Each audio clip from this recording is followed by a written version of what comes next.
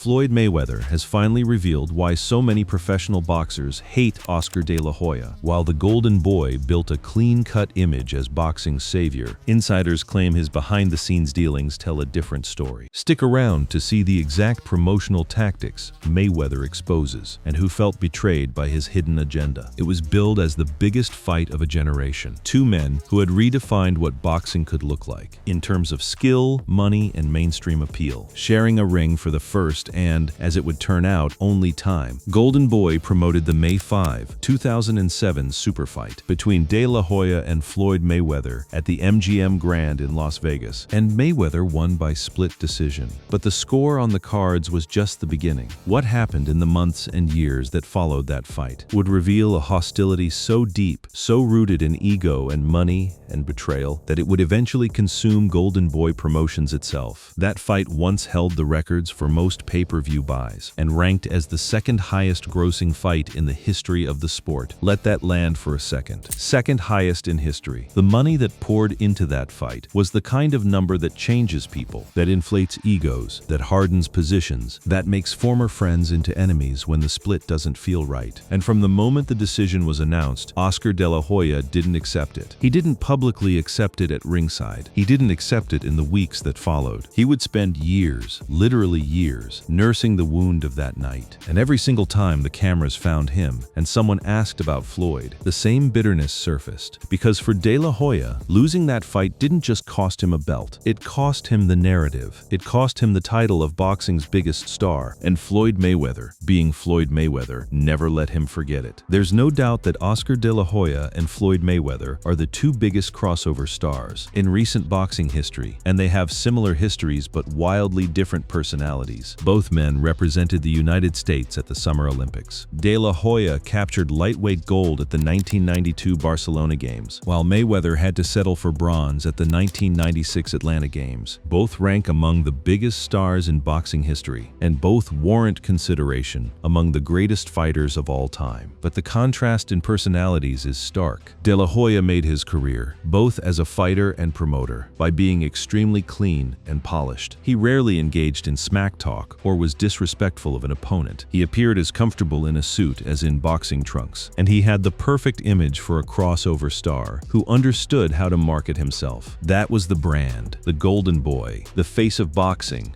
the guy middle America could get behind, the guy that casual fans who didn't know a jab from a cross would still tune in to watch. Mayweather, on the other hand, is unapologetic about who and what he is, both inside and outside the boxing ring. He's brash, some would say arrogant, and he's spent much of his career rubbing people the wrong way.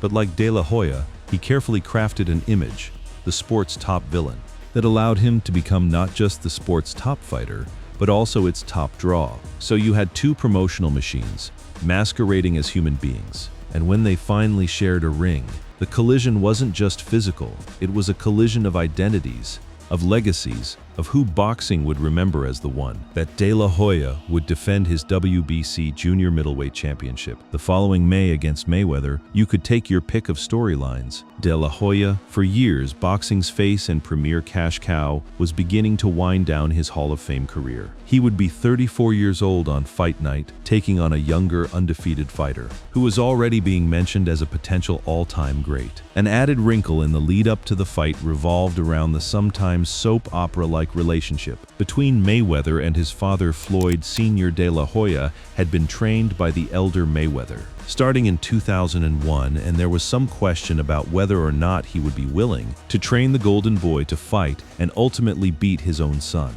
Negotiations between De La Hoya and Floyd Sr. quickly fell apart, and ESPN's Dan Rafael later reported it was over money, not family ties. Freddie Roach would ultimately get the assignment when Mayweather Sr. turned down De La Hoya's financial terms. And if you want to understand the Mayweather-De La Hoya relationship at its core, that detail tells you almost everything. Money before loyalty, money before family, money as the deciding force in every single relationship. The unprecedented hype for the clash was buoyed by the debut of an original HBO series. At the time, it was a groundbreaking look into both fighters' training camps, personalities, and psyches. heading into the biggest fight in the sport. And that series did something nothing had done before. It put these two men's personalities side by side, episode after episode, and let boxing fans make up their own minds about who they were rooting for. De La Hoya came across as the elder statesman, gracious, measured,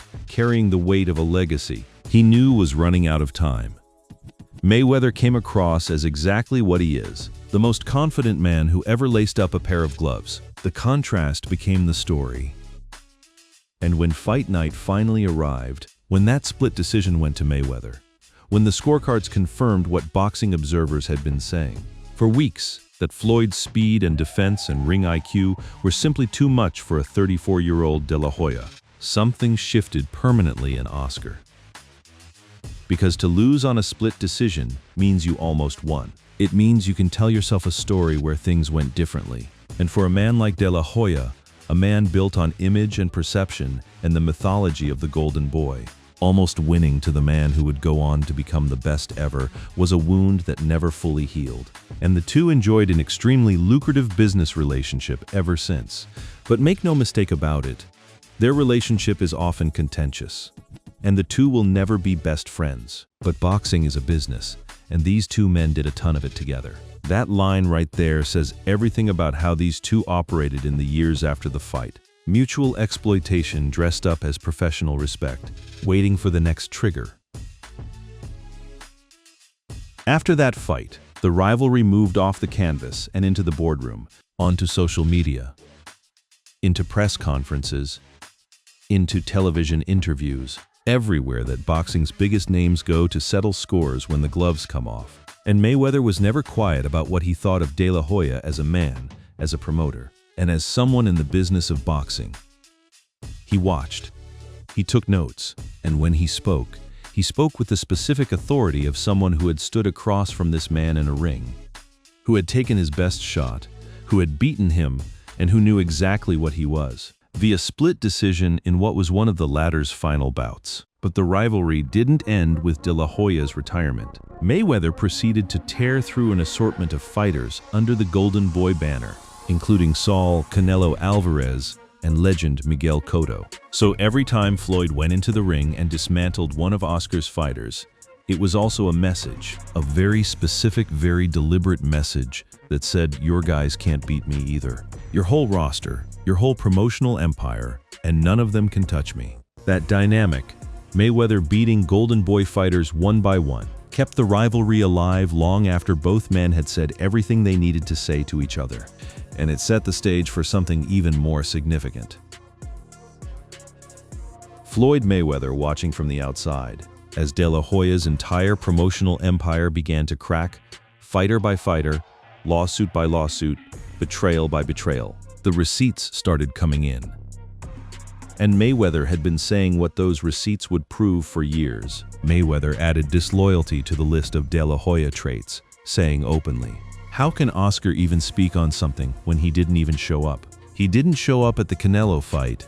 Drugs, lies, and adultery, and dressing in drag. Me as a fighter, I'm just saying, if I was a young fighter coming up, a guy that's lying, a guy that's on drugs, a guy that we don't know if he's going to show up, he couldn't be my promoter. That quote hit like a gut punch.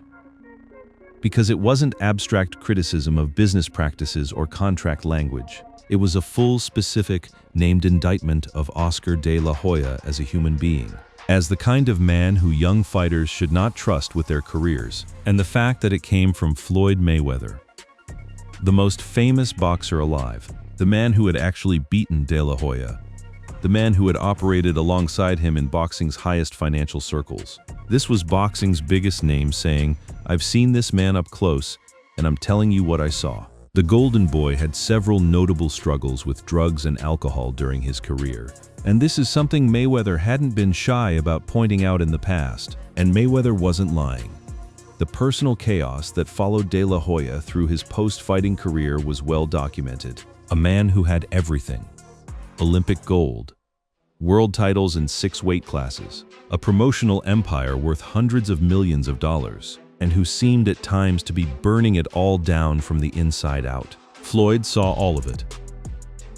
And he made sure boxing saw it too.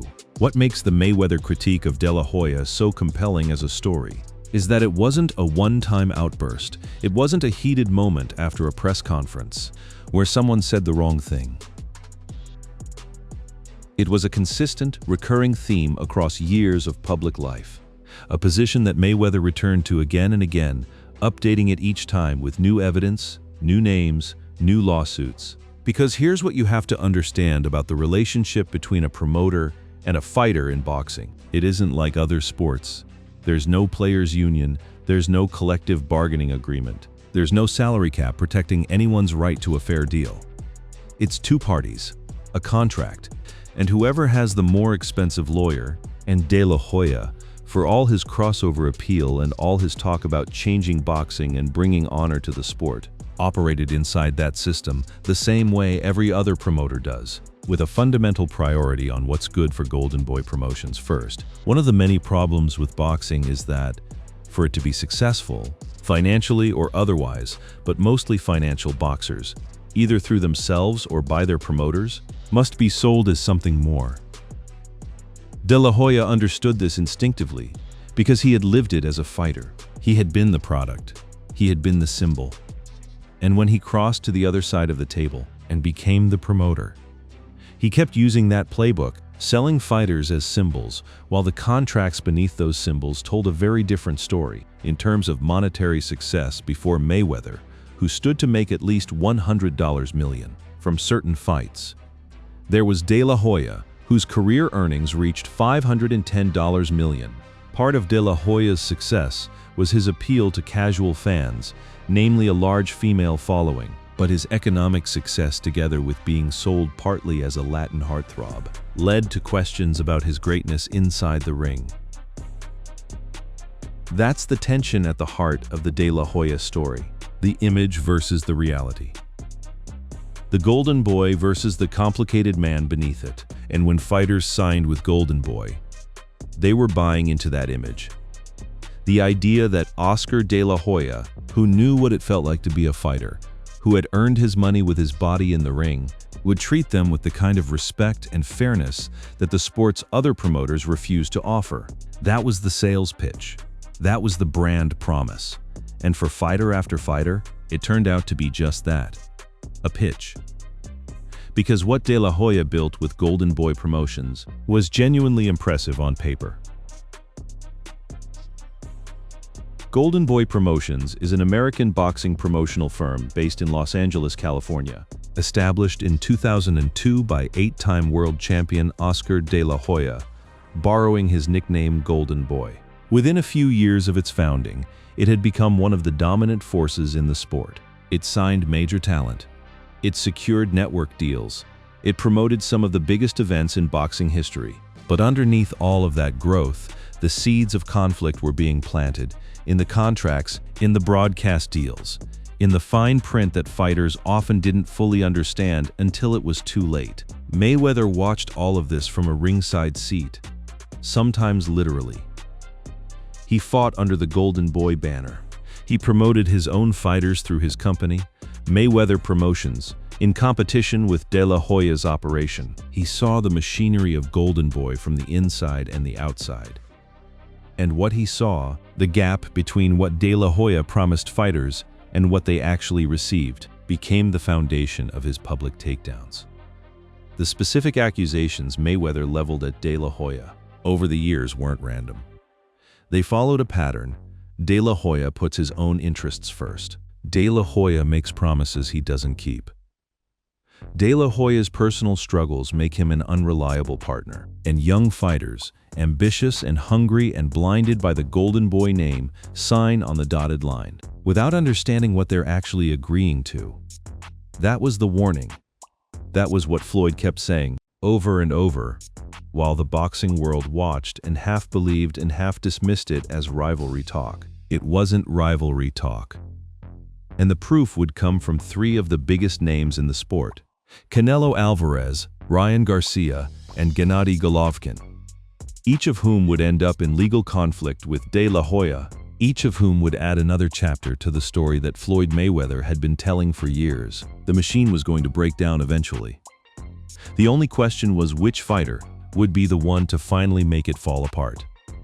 And the answer, as we'll get to, was the biggest name on the roster. De La Hoya himself called out Mayweather for being overprotective of his legendary undefeated record, believing that the 50-0 shouldn't exist in the first place and that his own father knows it. That's how these two operated publicly.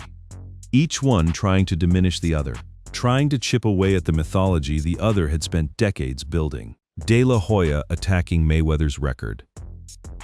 Mayweather attacking De La Hoya's character, both of them scoring points in the arena of public opinion, while the real war, the business war, the contract war, the money war, raged on somewhere the cameras couldn't fully see. On his Instagram, De La Hoya encouraged Mayweather to proceed with a professional fight, adding his belief that he beat him when they fought in 2007, and highlighting that even Mayweather's own father admitted it.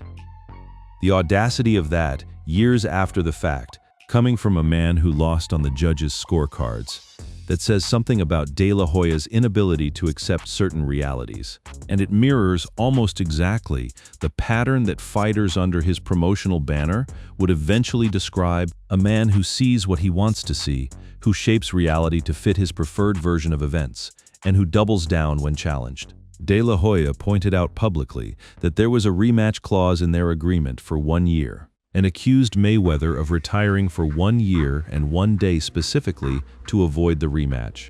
Whether that's true or not, it tells you everything about how these two men operate. Both of them treating contracts as weapons. Both of them looking for the legal angle, the technical loophole, the fine print that gives them the upper hand. The difference is that Mayweather was doing it to protect himself, while the fighters under De La Hoya's contracts were learning that the fine print worked against them. The public feud between Mayweather and De La Hoya was never going to be resolved. These aren't two men who sit down over coffee and work through their differences. These are two men with enormous egos, enormous wealth, and a genuine ideological conflict about what boxing owes its fighters, and what promoters are entitled to take. Mayweather's position, stripped of the theatrics, was always that fighters deserve to control their own destiny. De La Hoya's position, stripped of the golden boy branding, was always that the promoter who builds the platform is entitled to a significant piece of every dollar it generates. Those two positions are irreconcilable, and what makes the Mayweather-De La Hoya saga so much more than a celebrity feud is the fact that it wasn't just about the two of them. It was a proxy war for a fundamental argument about power in boxing, about whether fighters are partners or products, about whether promotional contracts are tools of opportunity or tools of exploitation. And the fighters who came after them, Canelo, Ryan Garcia, GGG, would fight that same battle, with the same promoter, with the same outcome playing out across different courtrooms and different press conferences. So when Mayweather says he revealed why boxers hate Oscar De La Hoya, what he's really doing is narrating a pattern. He's saying, this is what happens when you sign with this man, and I can prove it because I watched it happen over and over. The proof isn't Mayweather's opinion. The proof is the record, the lawsuits, the fighters who walked away, the money that went missing. And it all starts with the most expensive contract in boxing history, and the man it was built to serve. Mayweather, like De La Hoya, also appealed to casual fans, but through a different method. Rather than marketing himself on sexual appeal, a young Mayweather, who used to go by the moniker Pretty Boy Floyd, understood his remarkable skill only attracted a limited audience, and thus transitioned into Money Mayweather. This persona was a money-obsessed heel who embraced the hate, so long as those giving it paid to see his fights, even if all they wanted was to watch him lose. The contrast between how these two men monetized their personas is the key to understanding everything that followed. De La Hoya built his brand on being loved, on being the crossover star, the Latin heartthrob, the Olympic champion who carried his community's dreams into the ring. That image required him to be clean, polished, above reproach. And when his personal life refused to cooperate, when the substance issues and the scandals became public, the gap between the image and the reality became a crack that every rival could exploit. Mayweather, by contrast, built his brand on being feared and resented. He didn't need you to love him. He needed you to show up. And you showed up because you either idolized his skill or wanted desperately to see him lose. Either way, he got paid. That's a more honest relationship with boxing's audience than De La Hoya ever had. And it meant that when Mayweather said ugly things about ugly realities, it landed differently than if it had come from someone pretending to be above it all. Floyd never pretended. That's partly why what he said about De La Hoya stuck. The 2007 fight also established the template for how these two would coexist. In boxing for the next 2 decades, they would do business when the money was big enough. They would take shots at each other when the cameras were rolling, and neither one would ever truly respect the other in the way that fighters who've shared a ring often do, because the aftermath of that fight poisoned who faced each other at the highest level. There's usually a grudging acknowledgement, even between bitter rivals, of what the other man brought to the ring. Ali and Frazier had it, Leonard and Hagler had it, but Mayweather and De La Hoya never developed it. The fight ended, and the bitterness began almost immediately. On De La Hoya's side, in the form of the unending argument about the result, and on Mayweather's side, in the form of a studied, methodical public dismantling of De La Hoya's character. And while all of this was playing out in public, the real drama was developing backstage. Because Golden Boy Promotions is an American boxing promotional firm based in Los Angeles, and it was established in 2002 by 8-time world champion Oscar De La Hoya. And by the time the 2010s arrived, that firm had grown into a genuine power in boxing, which meant that any problem with how De La Hoya ran it would have consequences not just for 1 or 2 fighters, but for the entire landscape of the sport. The early warning signs were there from the moment Golden Boy started operating at scale. When De La Hoya formed Golden Boy, he said he wanted to change boxing to bring honor to the sport. Critics said this wasn't the honorable thing to do. This isn't good for boxing. This isn't justice. Those words came from a boxer who felt squeezed out of a title shot by Golden Boy's maneuvering. A fighter who watched the promotional company use its market power to shape outcomes that served its own interests, rather than the best interests of the sport's athletes. And here's the thing, that kind of market power move is standard practice in boxing promotion. Every major promotional outfit, Top Rank, Premier Boxing Champions, Matchroom, has been accused of something similar at various points. But De La Hoya had made a specific promise when he founded Golden Boy. He had promised to be different. He had promised that, because he knew what it felt like to be a fighter, he would run his company with a fighter's sensitivity to fairness and opportunity. When the behavior contradicted the promise, the betrayal felt sharper. That gap between the Golden Boy brand promise and the Golden Boy business reality is exactly what Floyd Mayweather was pointing at every time he took a shot at De La Hoya publicly. He wasn't just attacking a rival, he was pointing at a specific hypocrisy.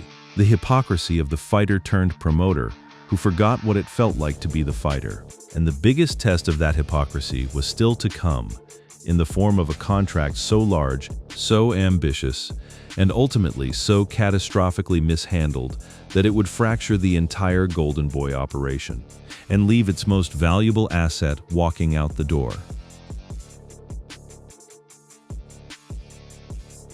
That contract, and the catastrophe it became, is what we're heading toward.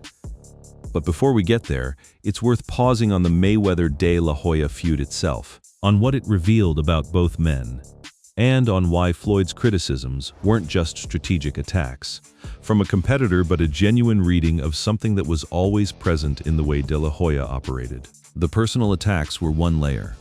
The drug and alcohol issues De La Hoya dealt with publicly were real and documented. The cross-dressing scandal that Mayweather referenced was real. These weren't inventions. They were facts that Mayweather chose to deploy strategically, in public, to undermine De La Hoya's authority and credibility. You can argue about whether that's fair, about whether a man's personal struggles should be weaponized by a business rival. But what you can't argue is that Mayweather was making things up, and underneath the personal attacks was something more substantive. A consistent argument that De La Hoya's instability, his unreliability, his inability to control his own life made him unfit to manage the careers of other people. That's the core of what Mayweather was saying.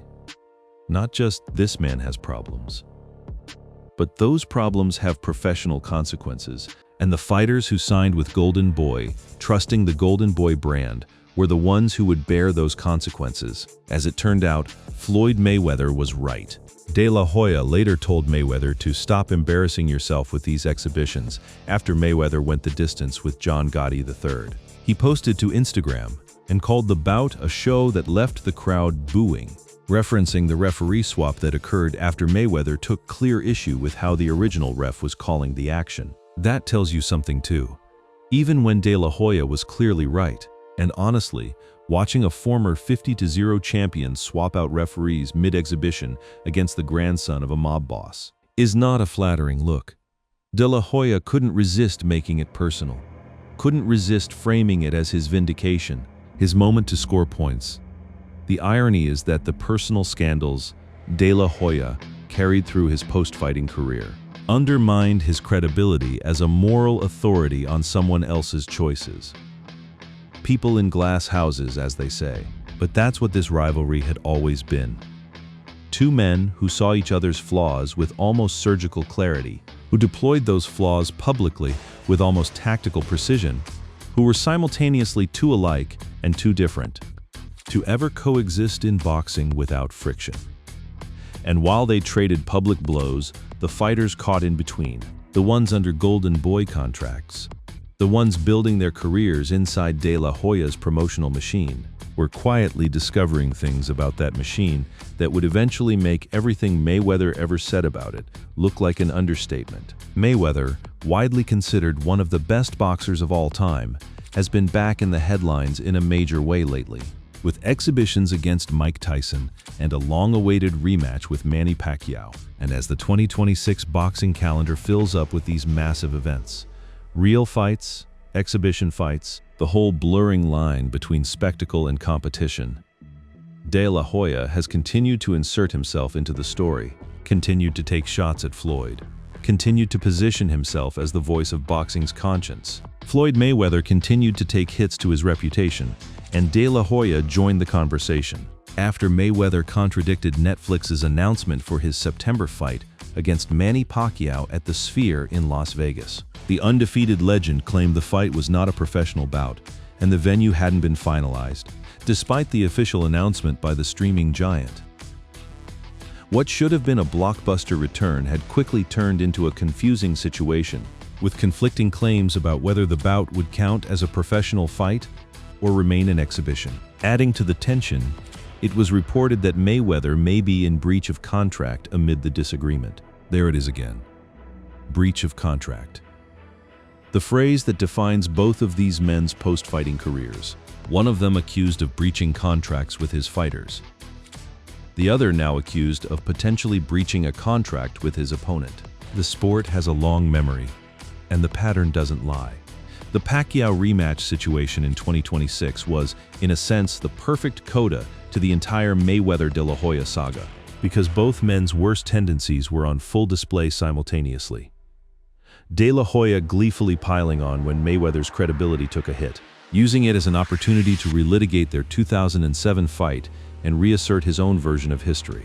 Mayweather refusing to give anyone clarity about what his fight with Pacquiao actually was, defending his unbeaten record as always, prioritizing his own interests above the sport's needs, which is, ironically, exactly what De La Hoya's fighters accused De La Hoya of doing to them. De La Hoya said publicly, "Yes, you are 50-0 on paper, but people know that you've lost. Your own father said that you lost against me back when we fought." Whether you believe that or not, and most boxing observers would say the judges got it right, it captures something essential about De La Hoya's psychology: the refusal to accept a verdict, the appeal to an authority that conveniently supports his preferred conclusion, the public performance of grievance as a substitute for the private work of processing a loss. It's a pattern you'll recognize when you look at how he handled the collapse of his business relationships too. Because the 2007 fight is just the framing story.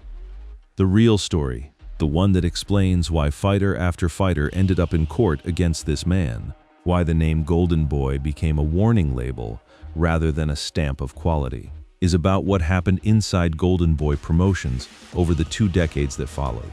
It's about a $365 million deal that fell apart, about a fighter who won titles, sued his promoter, and walked away. About another fighter who did the same. About a third who sued for money he says he was owed and never received. That story starts with one name, Canelo Alvarez. In October 2018, Canelo Alvarez signed an 11-fight deal with sports streaming site DAZN. At the time, it was announced as the biggest deal in boxing history.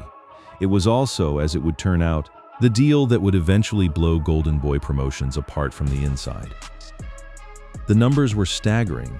Canelo Alvarez filed a lawsuit in federal court against DAZN and Golden Boy Promotions and its CEO, Oscar De La Hoya, alleging that the parties had not lived up to the terms of an 11-fight, $365 million deal agreed upon in 2018. Alvarez was seeking at least $280 million in damages, according to the lawsuit filed in the U.S. District Court for the Central District of California. The lawsuit itself described the situation as, "This lawsuit arises from the breach of the single largest contract in the history of boxing and one of the largest in all of sport. The single largest contract in the history of boxing, blown up by a dispute between the promoter and the broadcaster. A dispute that Canelo's team argued De La Hoya created by making promises to DAZN that he had no right to make. Promises that committed Canelo to fights and terms that Canelo had never agreed to. The promoter who was supposed to protect his fighters' interests had, according to the lawsuit, undermined them. And when the dust settled on the Canelo situation, when the lawyers had finished and the contracts had been dissolved, and Canelo Alvarez walked out of the Golden Boy offices as a free agent, Oscar De La Hoya gave an interview that said more about him than he probably intended. He said, "You never want to part ways this way. It literally hurt my feelings. I remember Bob Arum once telling me when I was younger, don't ever make it personal with any fighter." He obviously knows by experience, so I finally know what he's talking about. He finally knew. After Canelo walked out, after the $365 million deal collapsed, after the lawsuit seeking $280 million in damages. That's when Oscar De La Hoya learned the lesson that Floyd Mayweather had been trying to teach him publicly for years. Don't make it personal with fighters, because when fighters feel personally betrayed, when they feel that the man who promised to protect them was actually using them, they fight back. And in boxing, when a fighter decides to fight back, he doesn't stop until someone's down. The Canelo departure wasn't the end of the Golden Boy story. It was the beginning of a reckoning, because waiting in the wings was Ryan Garcia. Younger, more social media savvy, more self-aware about his market value. And the exact same dynamics that destroyed the Canelo relationship were already at work in his contract too. The machine that Floyd Mayweather had been warning about for years was about to break down completely. And this time, there would be no coming back. Let's talk about what Golden Boy Promotions was supposed to be. Not what it became, not what the lawsuits revealed, but what it was promised to be at the moment of its founding. Because that promise is what makes the betrayal so sharp, and it's what gives Mayweather's long-running criticism of De La Hoya its staying power. The Golden Boy brand wasn't just a business name. It was a declaration of intent. It said, "Boxing is broken. I know it from the inside, and I'm going to do it differently." When De La Hoya formed Golden Boy, he said he wanted to change boxing, to bring honor to the sport. Critics later argued this isn't the honorable thing to do. This isn't good for boxing. Those words, thrown back at the Golden Boy by one of the fighters who felt squeezed out by the operation's market power, capture the central tragedy of the De La Hoya promotional story. The gap between the stated mission and the actual behavior, the vision and the execution. The promise made in 2002 and the lawsuits filed in 2020.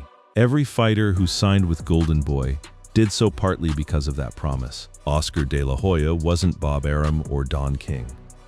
He wasn't some promoter who'd spent his whole career on the business side, looking at fighters as inventory.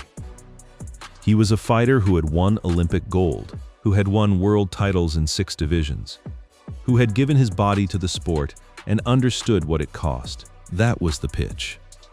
And it worked repeatedly, because fighters are human beings who want to believe that the person on the other side of the table actually understands them. What they got instead was something more complicated, and in some cases, something that looked a lot like the same structure they'd have found at any other promotional company. Wrapped in better branding, the contracts were exclusive. The broadcast arrangements were complex. The language about opponent approval and payment structures and DAZN exclusivity created a web of competing obligations that, when the relationships got strained, became impossible to navigate without lawyers. Golden Boy Promotions filed a lawsuit against Ryan Garcia and his attorney and advisor in U.S. District Court of Nevada to enforce its contract with the star boxer.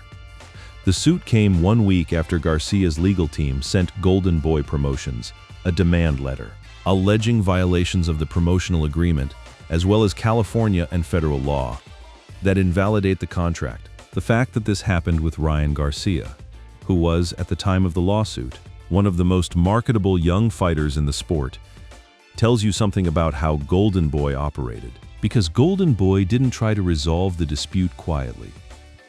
Golden Boy didn't call Garcia's team and ask what it would take to make this right. It filed a lawsuit publicly in federal court before the mediation deadline Garcia had proposed had even passed. Garcia's letter had called for mediation proceedings to begin if Golden Boy didn't cure the alleged contractual breaches. But Golden Boy responded with a lawsuit instead. The specific allegation at the heart of the Garcia dispute was eerily familiar to anyone who'd followed the Canelo situation. Reminiscent of Canelo Alvarez's legal dispute with Golden Boy in 2020, Garcia's letter suggested that Golden Boy entered conflicting agreements with its top boxer and its broadcast partner, DAZN. When Garcia signed an extension with Golden Boy in 2019, the contract included a carve-out that allowed him to fight on pay-per-view with any network. Despite that language, Golden Boy advised Garcia that his mega fight versus Gervonta Davis could not happen unless it was broadcast on DAZN. The PPV fight was broadcast by Showtime, but DAZN also carried the fight and was paid a $1.25 million step-aside fee, $120, zero of which Garcia personally paid to DAZN. Read that again. A fighter had a contractual right to fight on any network. His promotional company told him that right didn't exist. He fought anyway on a different network, but had to pay the streaming service. The promoter was in business with over $1 million to make it happen, 120,000 of which came directly out of his own pocket. And then when he pushed back on that arrangement and asked for his money back, his promoter sued him. Garcia's team argued that Golden Boy is obligated to promote and enhance Ryan Garcia, not malign him on Twitter and file a public, baseless lawsuit against him. And there it is. The fighter accusing the promoter of using the contract as a weapon against the very athlete it was supposed to protect. That's the pattern. That's what Floyd Mayweather was talking about. Not in the abstract, not as a theory about how promoters operate, but specifically, repeatedly, with named fighters and documented lawsuits to back it up. Garcia also accused Golden Boy of trying to avoid paying out bonuses due to his loss, even though the agreement said that suffering his first loss versus Vasily Lomachenko, Devin Haney, and Gervonta Davis were exceptions to the bonus structure. So not only did Garcia claim he was overcharged on a fight, he had contractual freedom to take wherever he wanted. He also claimed that his promoter was trying to wriggle out of a bonus payment that was specifically written into the contract as protected, even in the event of a loss. The loss had already been devastating enough, publicly and emotionally. Having his promoter then try to withhold money that was contractually guaranteed made it worse. For the second time in 4 years, Oscar De La Hoya's Golden Boy Promotions found itself in a legal battle with its top star. That sentence from ESPN's reporting at the time is worth sitting with for a moment. The second time in 4 years. Not the first, Not some isolated incident, but the second in 4 years that the biggest name on the Golden Boy roster had ended up suing his promoter. That's a pattern. And patterns in boxing, just like in the ring, tell you something about how a fighter, or in this case a promoter, actually operates under pressure. The first time was Canelo. The second was Garcia. And hovering over both of those disputes, funding his own investigations and filing his own separate lawsuit, was Gennady Golovkin, one of the most respected fighters of his era, a man whose career was intertwined with Golden Boys through his fights with Canelo, and who had his own accounting to settle with Oscar de la Hoya. About money, he says he was owed and never fully received. Oscar de la Hoya issued a cease and desist letter to Canelo Alvarez over what he described as defamatory allegations, that the Golden Boy Promotions founder stole money from former champion Gennady Golovkin, among other fighters. This happened in 2024 at a press conference ahead of Canelo's fight with Jaime Munguia, which means it happened in public, in front of cameras, in a room full of reporters, with both men on the same stage for the first time in years. And it exploded. De La Hoya jabbed Alvarez by referencing his positive test for the banned substance clenbuterol ahead of his 2018 rematch with Golovkin. Alvarez countered by warning fighters, "Contact your lawyers because he is surely stealing from you. It's the only thing he comes to do in boxing." That line from Canelo, "Contact your lawyers because he is surely stealing from you," is a declaration of war. That's not a man scoring points at a press conference. That's a man who spent 10 years building his career under this promoter, who had his lawyers audit the accounts after the relationship ended, who found discrepancies, and who is now standing in front of a room full of reporters and other fighters and saying, "Don't trust this man with your money." It's the kind of public warning that ends business relationships and rewrites legacies. And Canelo didn't say it lightly. Canelo's attorney noted that following the termination of his relationship with Golden Boy, Alvarez audited Golden Boy's payments and deductions under his prior contracts, and the audit found that Alvarez was owed money. Court records show that Gennady Golovkin also audited Golden Boy and found that he had also been underpaid. 2 separate fighters, 2 separate audits, both finding that they were owed money they had not received. That's not a coincidence, that's a business practice. And when Golovkin followed up his audit with legal action, it became a matter of public record. Golovkin sued De La Hoya in 2022, seeking upward of $3 million he believed was owed from the Canelo rematch. $3 million. From the rematch between the 2 biggest names on the DAZN platform, the fight that was supposed to demonstrate why the streaming deal was worth doing. $3 million that Golovkin's team says he never received, that his audit says he was owed, that he had to file a lawsuit to recover. And De La Hoya's response? He told ESPN, "We paid him everything he's owed," a statement that sounds definitive until you remember that the lawsuit existed, that a court was involved because the payment dispute couldn't be resolved through conversation alone. What all of this reveals about De La Hoya's operation is something that Floyd Mayweather had been suggesting for years, that the Golden Boy promised to be different, but the contracts and the financial arrangements and the broadcast deals created a system where fighters were often last in line for their own money, where the streaming deal with DAZN created obligations that De La Hoya had made without fully consulting his fighters, where the fine print could be used to withhold bonuses, to demand payments, to control which network a fight appeared on, regardless of what the fighter's own contract said. The Canelo suit alleged inconsistencies between the contracts Canelo had with Golden Boy and DAZN, specifically regarding future opponents and approval rights. Alvarez came to understand that DAZN believed De La Hoya had promised that Alvarez would select Golovkin as one of his 2019 opponents. Alvarez was unaware that the DAZN contract gave DAZN the right to reject the opponents he selected, and was unaware that the DAZN contract contained clauses potentially inconsistent with those of his own contract. That's the specific mechanism of betrayal. De La Hoya negotiated a broadcast deal with DAZN, and in that negotiation apparently made commitments about his fighter's future opponents. Commitments that gave DAZN approval rights over who Canelo would fight. But Canelo's own contract, the one he signed with Golden Boy directly, didn't reflect those commitments. So Canelo was operating under the terms of one contract, while his promoter had signed him up to another set of obligations entirely, in a deal he'd never seen and never approved. That's not an oversight. That's a fundamental failure of fiduciary duty. The lawsuit also alleged that Golden Boy Promotions failed to live up to its fiduciary duty to the Mexican star, and that Alvarez has suffered harm and damages, including but not limited to the denied guaranteed payments, lost gate revenue, and opportunities for ancillary revenue associated with bouts such as sponsorships and apparel revenue. Lost sponsorships, lost apparel revenue, denied guaranteed payments. This is what happens when a promoter's deal with a broadcaster takes priority over a promoter's obligations to his fighter.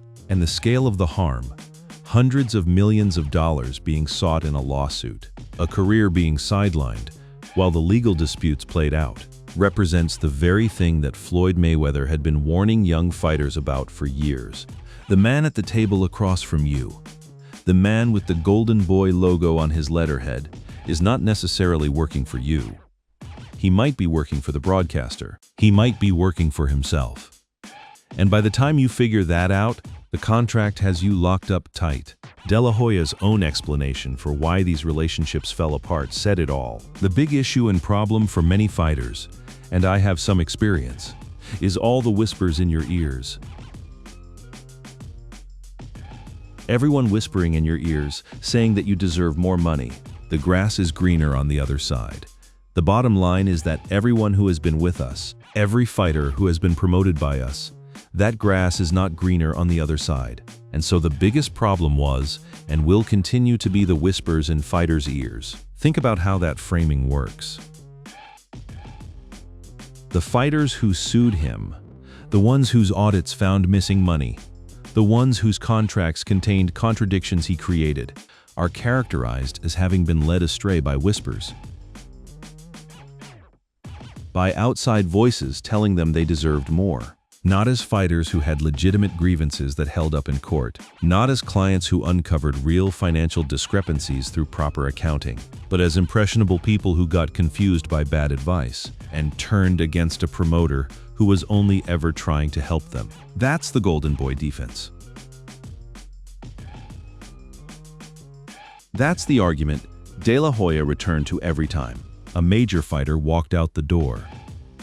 The problem was never with the contracts. The problem was never with the DAZN deal or the missing bonuses or the approval rights De La Hoya gave away without telling his fighters. The problem was always with the people whispering in the fighters' ears, the lawyers, the advisors, the managers who drove a wedge between the fighters and Golden Boy. Golden Boy claimed that Garcia's advisor violated its agreement with Garcia by engaging in talks with other promoters and boxers for fights in an effort to drive a wedge between Garcia and Golden Boy. There's that phrase, drive a wedge, as if Garcia's grievances weren't real, as if the $120 Zero Garcia paid personally to DAZN didn't happen, as if the missing bonuses were just a misunderstanding created by outside agitators, rather than a pattern of business behavior that had already played out almost identically with Canelo Alvarez 4 years earlier. The same playbook, the same defense, the same characterization of fighters as victims of bad advice, rather than clients of a promoter who wasn't fully serving their interests. Alvarez, in 2020, contended that Golden Boy had entered conflicting agreements with its star boxer and its broadcast partner, DAZN. Canelo had signed an 11-fight, $365 million deal with DAZN that contained no language about a long-awaited trilogy bout with rival Golovkin.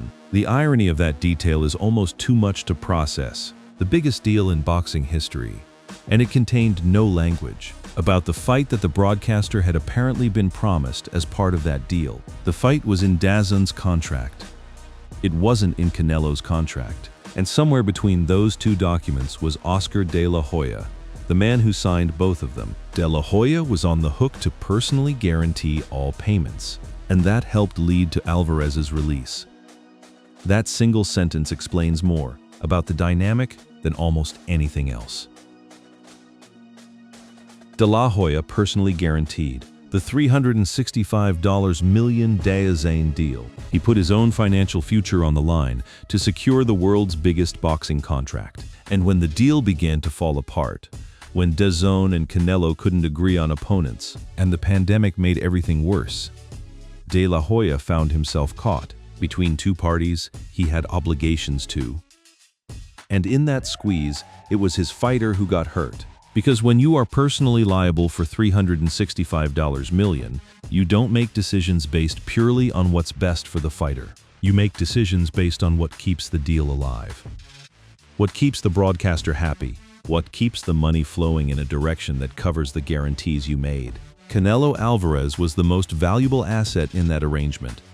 But he was still an asset, and assets get managed in ways that don't always serve their own best interests. That's the cold mathematics of what happened, and it's exactly the kind of calculation that Floyd Mayweather spent years warning was being made behind closed doors at Golden Boy. The Canelo release in November 2020 marked a turning point.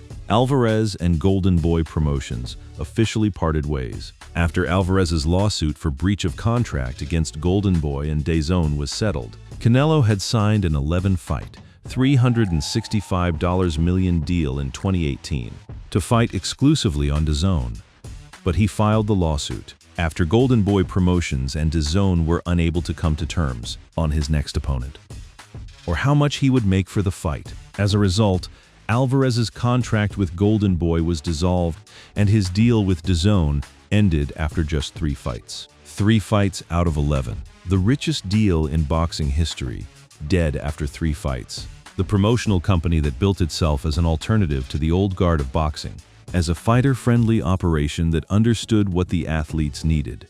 That company had just lost its most valuable fighter to a lawsuit over the same deal it had structured as its flagship achievement. The Golden Boy brand had promised to be different. The Golden Boy operation had, in its most important relationship, behaved the way every promoter before it had behaved.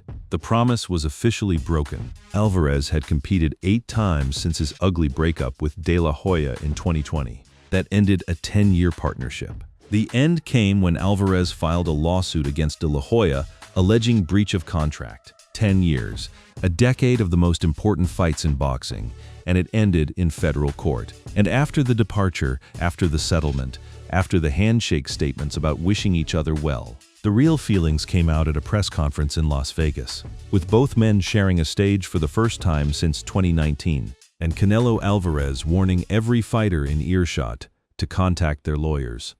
The action came one day after tensions erupted between Alvarez and his former longtime promoter. At a news conference ahead of Alvarez's undisputed super middleweight championship defense against Jaime Munguia, De La Hoya jabbed Alvarez by referencing his positive test for the banned substance clenbuterol ahead of his 2018 rematch with Golovkin. So there they were. Canelo Alvarez is at a press conference for one of the biggest fights of his career, and Oscar De La Hoya, who has no role in the fight, who is not Canelo's promoter, who was standing there as what, exactly, decides to bring up a failed drug test from 6 years ago to undermine his former fighter. At the fighter's press conference, on the eve of a championship bout, that move, that deliberate decision to take the spotlight off Canelo's fight and redirect it toward old grievances is what provoked the response that blew up the internet. Canelo, furious, told ESPN his best fight for Munguia, and he tried to steal all the attention from him. It's sad for his part. And then Canelo issued that warning.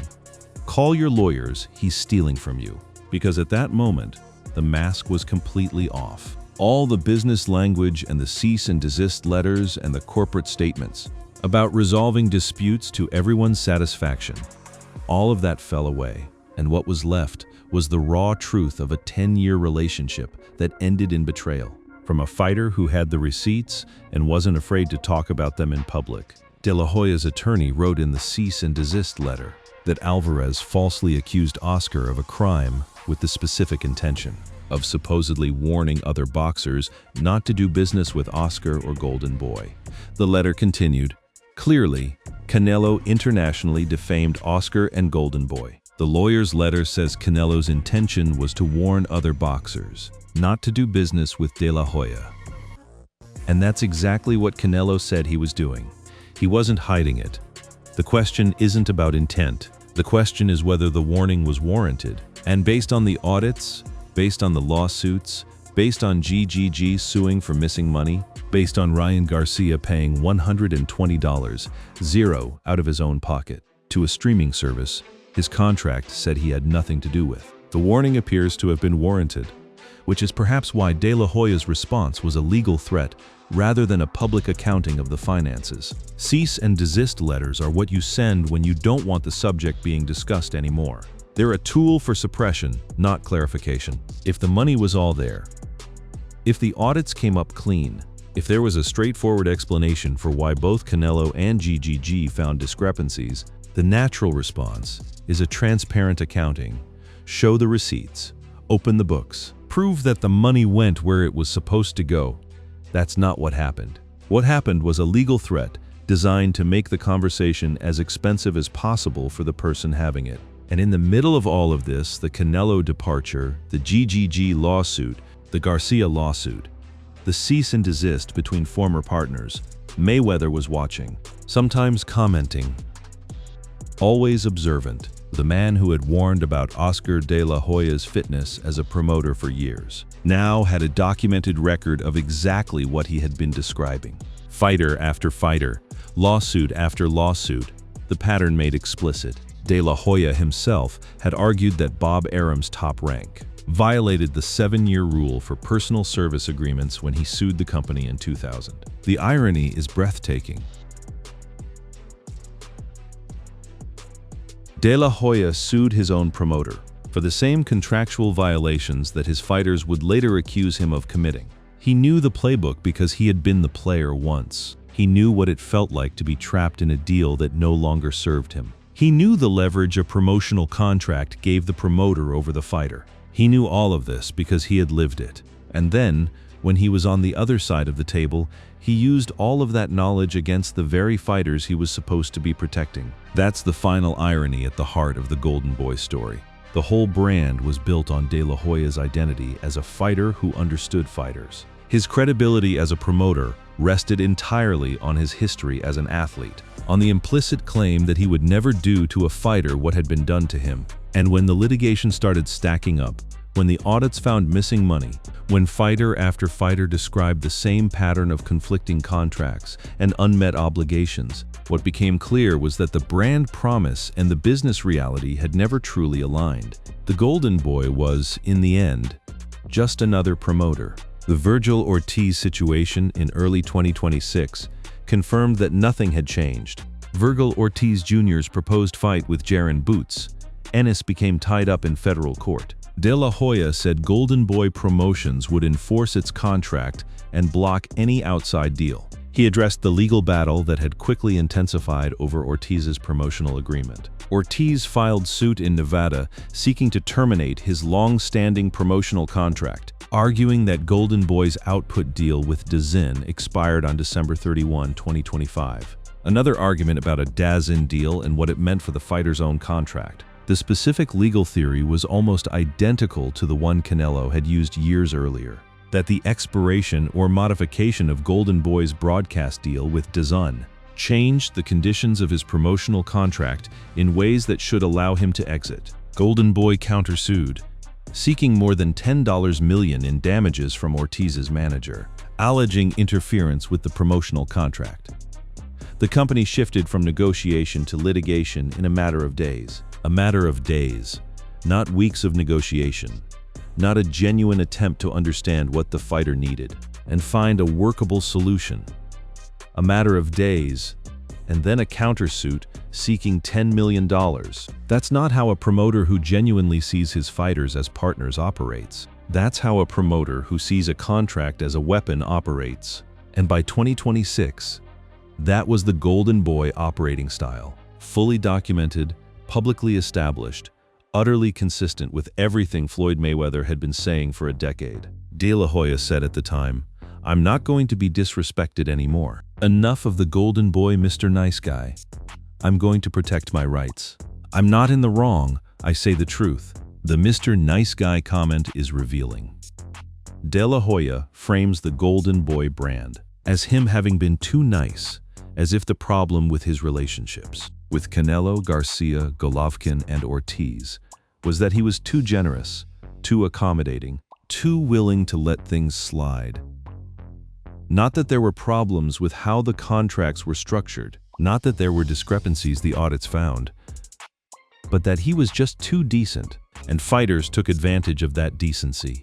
It's the final form of the whispers in ears defense. The problem isn't me. The problem is that I was too good to people who turned out to be ungrateful. And yet, the audits found missing money. The lawsuits alleged breach of contract. The fighters who walked away weren't isolated malcontents. They were the biggest names in the sport, fighters who had every incentive to stay under a promotional umbrella that was working for them. Canelo Alvarez didn't need the drama of a lawsuit. Ryan Garcia didn't need the legal bills. These were fighters who felt they had no other choice. Fighters who had exhausted their attempts at resolution and turned to the courts, because the alternative was accepting losses they hadn't agreed to absorb. Promotional contracts tied to broadcast output deals often become vulnerable when those media agreements change. Federal judges rarely intervene unless control over a fighter's next bout is clearly at stake. If the contract holds, Golden Boy controls Ortiz's next fight. If the termination claim succeeds, another high-profile fighter exits a traditional promotional structure. At a time when new broadcast money and short-term deals are reshaping boxing's business model, that last detail matters.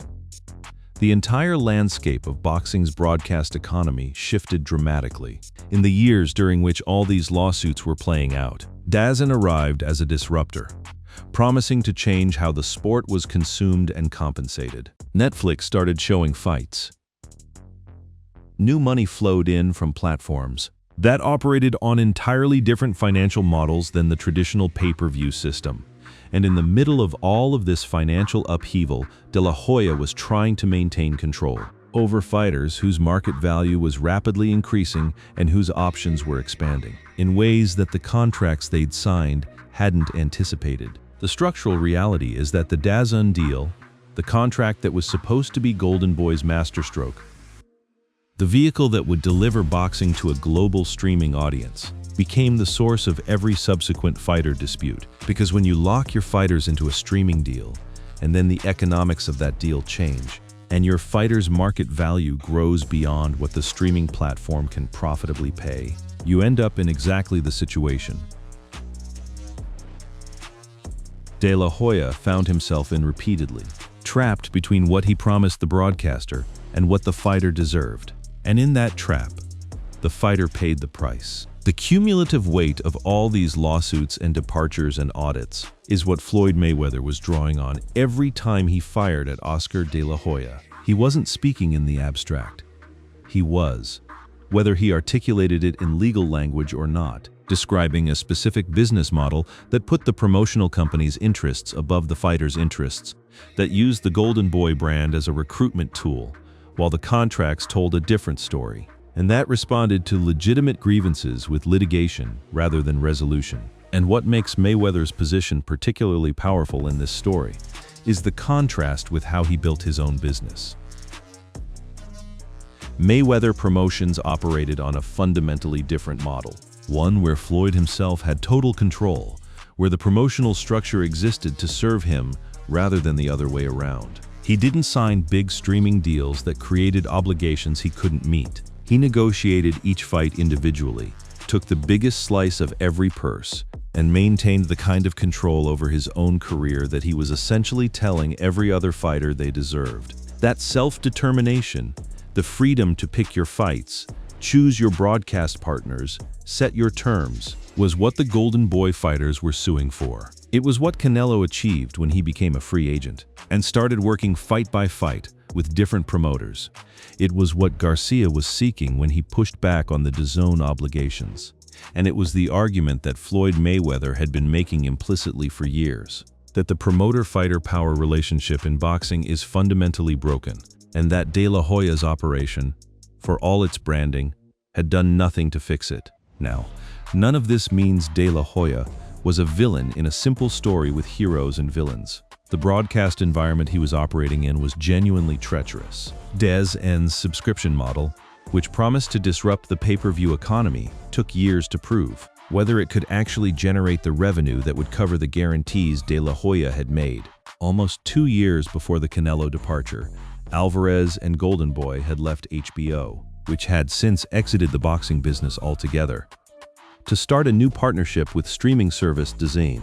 The 11-fight, $365 million deal raised immediate eyebrows, and DAZN undoubtedly believed they could disrupt the pay-per-view market by having a boxing superstar on a monthly subscription service. Under the DAZN deal, the service would provide Golden Boy a $40 million license fee for each of Alvarez's fights, with about $35 million going to Alvarez. To put this into perspective, for a pay-per-view event to generate $40 million in revenue to the promoter, it would have to procure 1 million buys at $80 apiece. Pay-per-view revenue is usually split roughly 50-50 between the promoters and the cable and satellite industry. The streaming model was always going to create tension because it tried to flatten the economics of boxing, to turn variable pay-per-view revenue into a fixed licensing fee, without eliminating the variable factors that had always driven those revenues, specifically the quality of opponents and the drama surrounding each fight. When the fights the broadcaster needed to justify its investment didn't happen, when Canelo didn't fight Golovkin for the trilogy, when the pandemic shut down live gates, the economics broke down and everyone pointed fingers at everyone else. De La Hoya blamed DAZN. Canelo blamed De La Hoya. DAZN blamed everyone. The result was the most expensive legal dispute in the history of boxing, and a reminder that no contract, regardless of the number of zeros attached to it, can substitute for genuine alignment of interests between a promoter and his fighter. That alignment, Floyd Mayweather had been saying, was something Oscar De La Hoya had never actually provided. The bottom line on the Golden Boy brand promise, and what it delivered is this: it delivered enormously for some people, inconsistently for others, and catastrophically for its biggest stars at the moments when it mattered most. Oscar De La Hoya built a real operation. He promoted real fights. He developed real talent. But the gap between the humanizing promise of the Golden Boy brand and the sharp-elbowed reality of how the contracts worked, when relationships went sour, that gap was real too.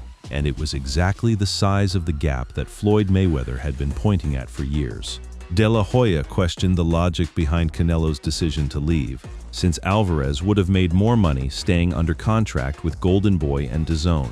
The 30-year-old Alvarez was one of the biggest boxing stars in the world, thanks to his career record of 53-1-2. But De La Hoya remained optimistic about Golden Boy's future. There it is one more time. The insistence that the fighter made the wrong choice by leaving. The refusal to acknowledge that the reasons for the departure might be legitimate. Canelo walked away from hundreds of millions of dollars because the relationship had become untenable. That's not a man who was led astray by whispers.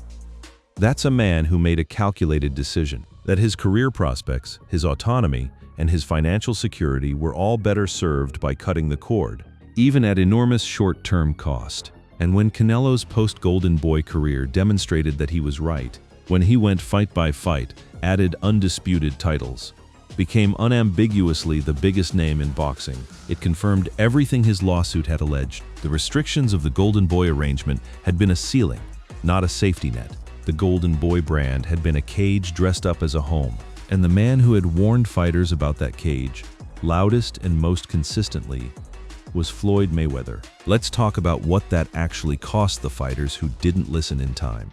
The lawsuits are one thing.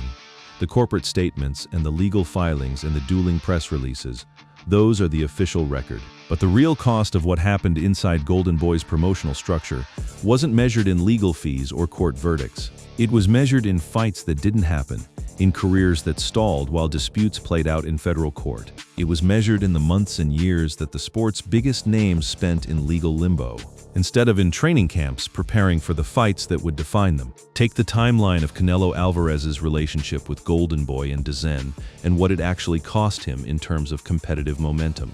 Alvarez last fought in November 2019. He was scheduled to fight in May of the following year, but plans were put on hold because of the coronavirus pandemic. As talks resumed between Alvarez, DAZN, and Golden Boy, there was a disagreement over whom Alvarez would face and for how much. A world champion in his prime, forced to sit out not just because of a global pandemic, but because of a contract dispute that made it impossible for his promotional team to agree on a fight and a payday. Every month that Canelo wasn't fighting was a month his physical prime was running out. A month that someone else was building their own legacy in the super middleweight and light heavyweight divisions that Canelo would eventually conquer. The pandemic was unavoidable. The contract dispute was not. And the contract dispute was, according to Canelo's legal team, a direct consequence of the conflicting obligations De La Hoya had created without the fighter's knowledge. The lawsuit alleged, given that DAZN had made it clear that it would not honor its contract. Throughout the spring and summer of 2020, Alvarez repeatedly asked Golden Boy Promotions to explore alternative broadcast options for a fall 2020 bout. Although Golden Boy Promotions reported that it was talking to various broadcasters, it failed to put forth a single alternative plan by which it would pay Alvarez the $35 million it had promised him for each of his fights. Let that timeline breathe. Canelo is asking his promoter repeatedly over months to find him a fight on any network. And his promoter, the company that exists specifically to promote Canelo Alvarez, comes back with nothing. No alternative, no plan, no fight. All while a fighter in his prime is collecting dust and watching the clock run. That's the real cost of what happened at Golden Boy. Not just the legal fees, not just the headline dollar amounts, but the career time, the competitive opportunities, the fights that never happened, because the business arrangements made them impossible. There was open disdain from Alvarez toward De La Hoya for what Alvarez perceived to be De La Hoya making promises to DAZN without his consent. Golovkin also signed an exclusive multi-fight deal with DAZN, with a belief that he would be facing Alvarez for a third time. Eventually, the September date passed without a fight being made, and Alvarez faced a different opponent instead. Think about that from GGG's perspective. He signed a multi-fight deal with a streaming service specifically because he was told a trilogy fight with the biggest name in boxing was coming. He turned down other opportunities, structured his schedule around that fight. And when De La Hoya couldn't deliver it, when the arrangement fell apart, Golovkin was left holding a deal that no longer delivered what he'd been promised. The pattern repeats itself across every major fighter relationship Golden Boy had. The promotion enters a broadcast deal. The broadcast deal creates obligations or restrictions that weren't in the fighter's own contracts. When the broadcaster and the promoter disagree, the fighters get caught in the crossfire, and the fighter's options are limited because the promotional contract gives Golden Boy the exclusive right to promote their bouts, meaning they can't just go find another promoter and move on. They have to either accept the situation, negotiate from a position of weakness, or sue. That's the trap, and it's a trap that exists in every major promotional contract in boxing, not just Golden Boy's. But De La Hoya made it worse by layering DAZN obligations on top of fighter contracts that said something different, and by apparently making commitments to DAZN about specific fights, specifically the Canelo-Golovkin trilogy, without securing Canelo's agreement to those terms. Alvarez was unaware that the DAZN contract gave DAZN the right to reject the opponents he selected, and unaware that the DAZN contract contained clauses potentially inconsistent with those of his own contract. Unaware. The word that defines the fighter's experience inside the Golden Boy system. Not lied to, not defrauded in the simplest legal sense, but operating without complete information about the deals that governed his career. Making decisions based on one set of terms while another set of terms was in play behind the scenes. That informational gap between what the fighter knew and what the promoter had agreed to with the broadcaster was what every subsequent lawsuit was really about.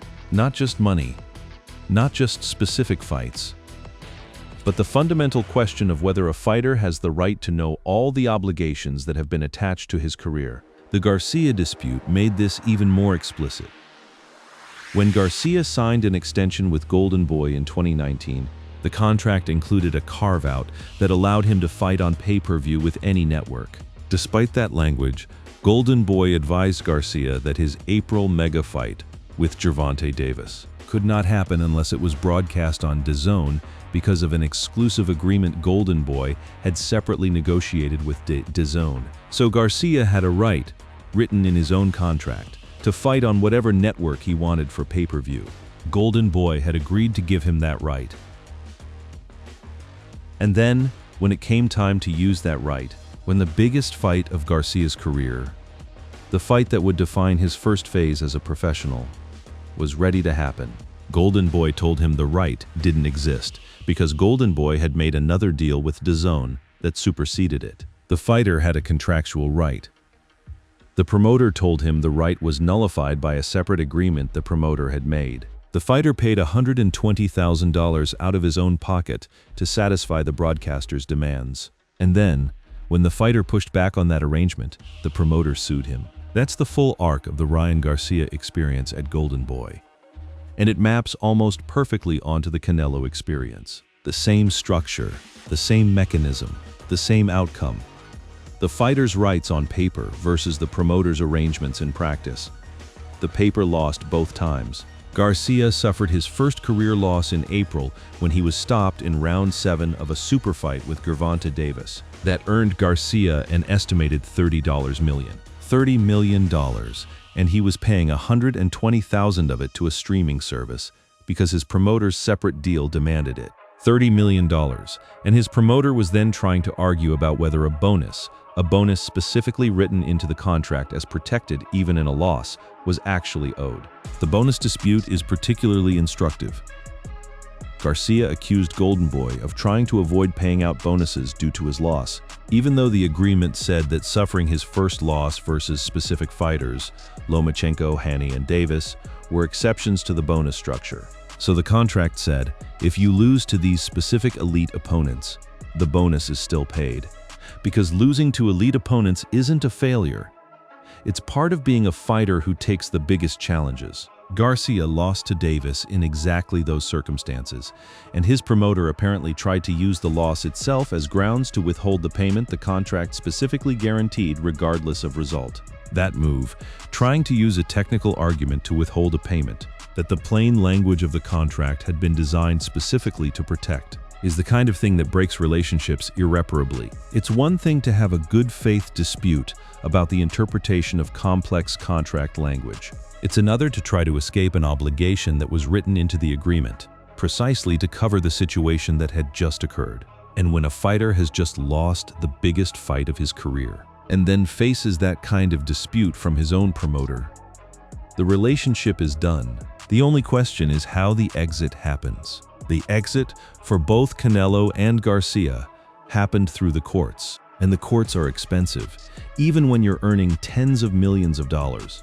They're time-consuming, they're distracting, they're emotionally draining in ways that affect performance, that affect preparation, that pull focus from the thing that fighters actually do: train, compete, and build legacies in the ring. The legal war is a different kind of fight, and for athletes who spend their professional lives mastering the art of physical combat, the procedural grind of civil litigation is a particularly brutal ordeal. Canelo Alvarez dealt with his Golden Boy dispute while trying to remain competitive at the highest level of the sport. Alvarez competed 8 times since his ugly breakup with De La Hoya in 2020. 8 fights in 4 years, adding titles, defending championships, becoming undisputed. All of that accomplished while being a party to a major lawsuit, to a cease and desist action, to a press conference ambush, to years of public drama with a former promoter who couldn't let the relationship end without continuing to relitigate it. The fight still happened. The career still thrived, but the emotional and legal overhead was real. And it says something about how good Canelo actually is that none of it derailed him. Ryan Garcia's situation was more complicated. because the legal dispute was just one of several significant challenges he was managing simultaneously. The relationship with De La Hoya soured at exactly the moment when Garcia was processing a career-defining loss to Davis, navigating massive personal pressures, and trying to figure out the next phase of his career. The promoter who was supposed to be his advocate was, instead, his adversary in federal court. The company that bore the Golden Boy name, the name of a man who had been exactly where Garcia was, a young star trying to figure out how to manage the weight of enormous expectations, was now the opponent in the lawsuit. That's not a footnote to the Ryan Garcia story. That's a central chapter in it. One of the most technically refined heavyweight punchers of his generation.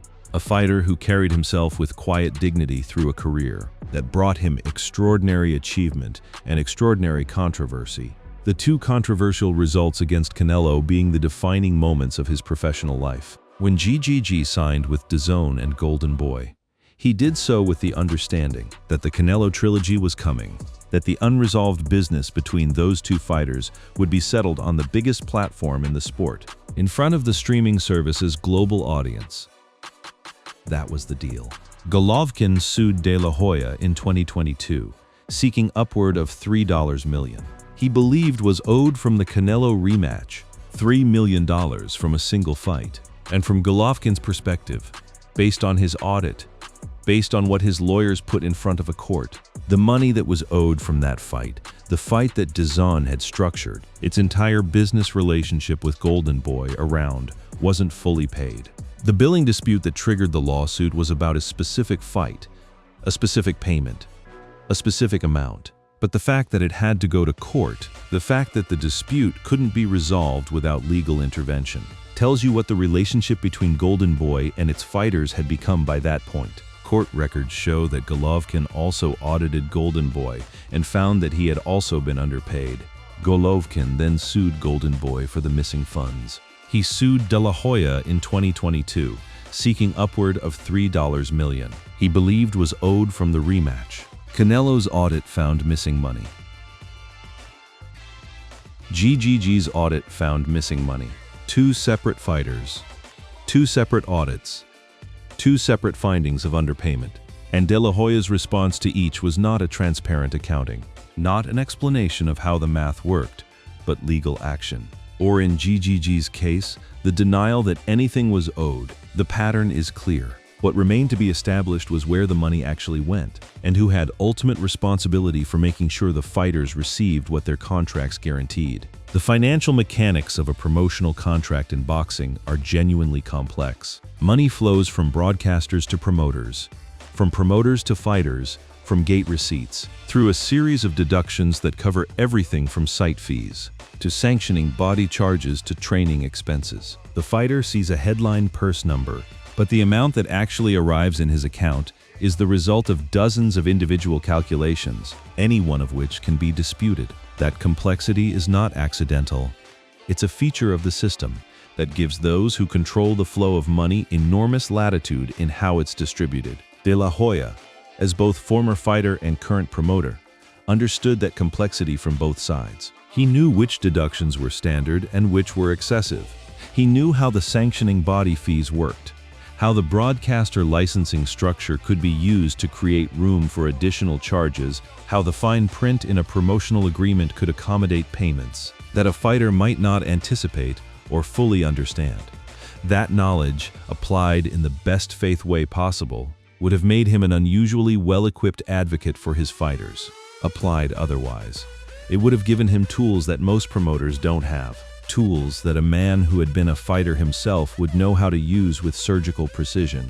The audits don't tell us definitively which version is true.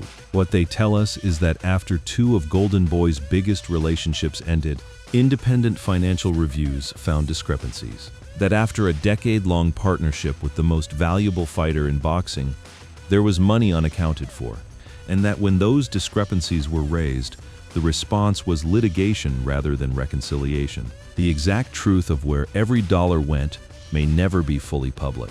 But the fighter's experience, the lived reality of what it felt like to build a career inside the Golden Boy machine, was consistent across multiple people, across multiple fights, across nearly 2 decades. The Golden Boy didn't fight for them the way he'd fought in the ring.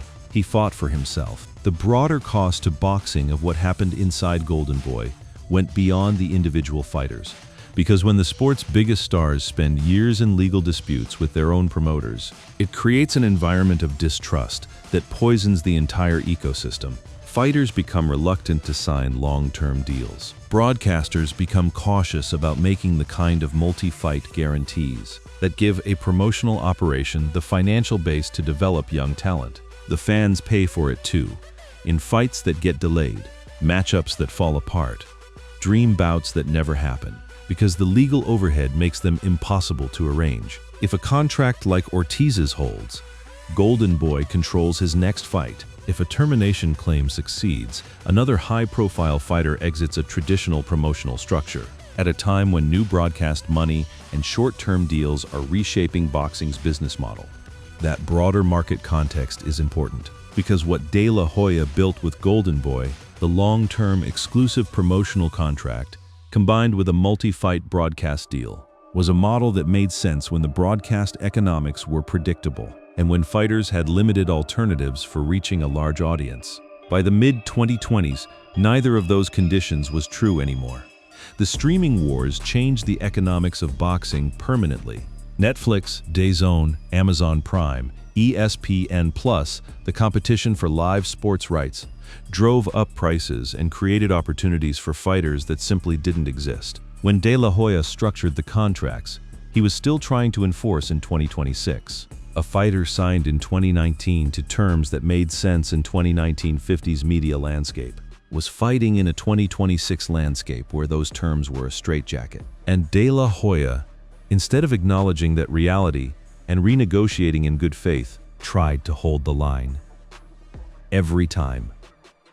With every fighter, the result was inevitable.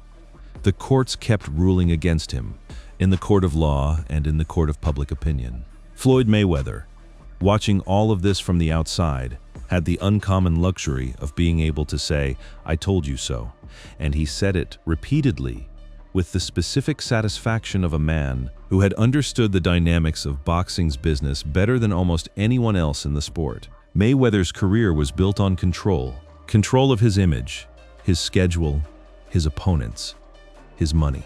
He never gave a broadcaster the kind of approval rights over his career that De La Hoya gave DAZN. He never signed a deal that could be interpreted to mean he had already agreed to fight a specific opponent before the negotiations even started. That obsessive control, which made Floyd difficult to work with, which drove promoters and broadcasters and potential opponents crazy with frustration, was also what protected him from every trap that caught Canelo and Garcia and GGG. He understood the machinery because he'd studied it with the intensity of someone who knew that in boxing, the fighter who doesn't control his own narrative gets controlled by someone else's. And Oscar De La Hoya, despite his best efforts, his brand building, his Olympic pedigree, and his Hall of Fame career, despite all of that, was a man whose fighters kept ending up in courtrooms arguing that the narrative had been controlled by someone who didn't have their best interests at heart. The next chapter of this story is the most personal one, because when Floyd Mayweather talks about why boxers hate Oscar De La Hoya, he's not just talking about contracts and audits and broadcast deals. He's talking about something that goes all the way back to 2007, to the fight that launched the rivalry, to a relationship that was always defined by ego and competition, and the peculiar dynamic of two men who were more alike than either of them would ever admit. The personal dimension of this feud, the drug allegations, the character attacks, the public humiliations, is where the story gets most raw. And it's where Floyd's criticisms cut deepest. Boxing's rivalries are different from rivalries in other sports. When two NFL teams hate each other, the players shake hands at midfield and go home. When two boxers hate each other, really hate each other, the kind of hate that doesn't live in the ring, but follows both men out of it, the feud becomes something else entirely. It becomes a war for legacy, for respect, for the right to be remembered a certain way. And the personal attacks that Floyd Mayweather leveled at Oscar De La Hoya over the years were not incidental to that war. They were the war itself. conducted in public, with real weapons. Documented struggles, public scandals, the kind of private failures that only become ammunition when someone with enough reach decides to use them. Mayweather's specific criticisms of De La Hoya were always rooted in documented reality. He didn't invent stories. He amplified what was already there, what was already in the reporting, already in the public record, already known to anyone who followed boxing with any depth. The drug and alcohol struggles, the rehabilitation stints, the personal scandals. The Golden Boy had several notable struggles with drugs and alcohol during his career, including checking himself into a rehab facility. And this is something Mayweather hadn't been shy about pointing out in the past. Those struggles were real. They were painful. They were the kind of thing that most people, even fierce rivals, would leave alone. Because there's a general understanding that addiction is not a character flaw to be weaponized. It's a human crisis to be met with some degree of compassion. Mayweather didn't operate with that restraint. He saw the vulnerabilities, and he used them, publicly and repeatedly, in ways that went well beyond the bounds of conventional athletic rivalry. And while that tells you something uncomfortable about Mayweather as a man, it also tells you something important about the nature of the war he was fighting. The specific incidents Mayweather referenced, the drug use, the cross-dressing scandal, the missed appearances, were things that De La Hoya had, in various ways, acknowledged or been unable to credibly deny. And in boxing, where the ability to project strength and control is fundamental to your commercial value, those acknowledgments carried a particular kind of weight, because De La Hoya's entire brand was built on being the clean, polished, professional face of the sport. Every revelation that the man beneath the brand was more complicated than the image. Every piece of evidence that the Golden Boy was a construction rather than a reality eroded the foundation on which his promotional authority rested. Floyd understood this. He understood that for De La Hoya, the brand and the business were inseparable, that Golden Boy Promotions derived much of its value from Golden Boy the person, from the mythology of the Olympic champion who had become the sport's conscience. Destroy the mythology and you damage the business.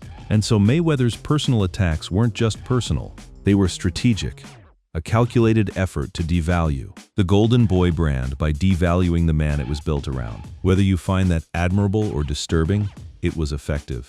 And every time De La Hoya's personal struggles became public news, Mayweather was there to make sure boxing knew about it. The 2013 incident, De La Hoya missing the Canelo-Mayweather fight after checking into rehab, was particularly damaging because it came at the worst possible moment commercially. Mayweather versus Canelo would need to surpass approximately the 2.4 million pay-per-view buys that Floyd and De La Hoya had secured for their May 2007 bout. But they would do it without De La Hoya, who had recently checked himself into a rehab facility and would miss the fight. So the biggest fight Golden Boy had promoted, a fight built partly on the legacy of the Mayweather-De La Hoya bout, a fight involving De La Hoya's prized fighter Canelo Alvarez, happened without De La Hoya present. The Golden Boy wasn't there. The promoter who had structured his entire company around being the credible, present, fighter-first alternative to the old guard of boxing promoters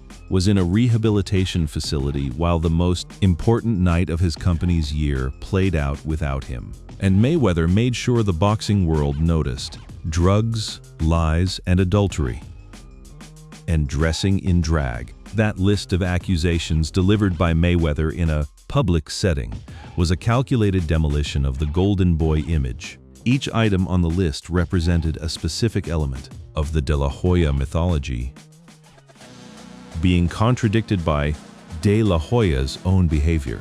The clean-cut champion, contradicted by drug use. The trustworthy partner, contradicted by lies. The family man, contradicted by the relationship scandals. The picture-perfect public figure, contradicted by the cross-dressing controversy. It was a comprehensive audit of the brand, delivered with maximum impact by the man who had beaten the brand's founder in a boxing ring. There's something almost theatrical about how precisely Mayweather constructed those attacks. He's not known as a particularly literary man. He's known for flamboyance, for money, for the kind of exaggerated self-promotion that boxing's villain role demands. But in the specific ways he targeted De La Hoya, he showed a deep strategic intelligence. He knew which elements of the Golden Boy mythology were load-bearing. He knew that if you removed the image of moral authority, the promotional brand would lose much of what made it attractive to young fighters. And so he attacked the image consistently over years, not just to score personal points, but to make De La Hoya less credible as the voice of boxing's conscience that he'd been trying to be.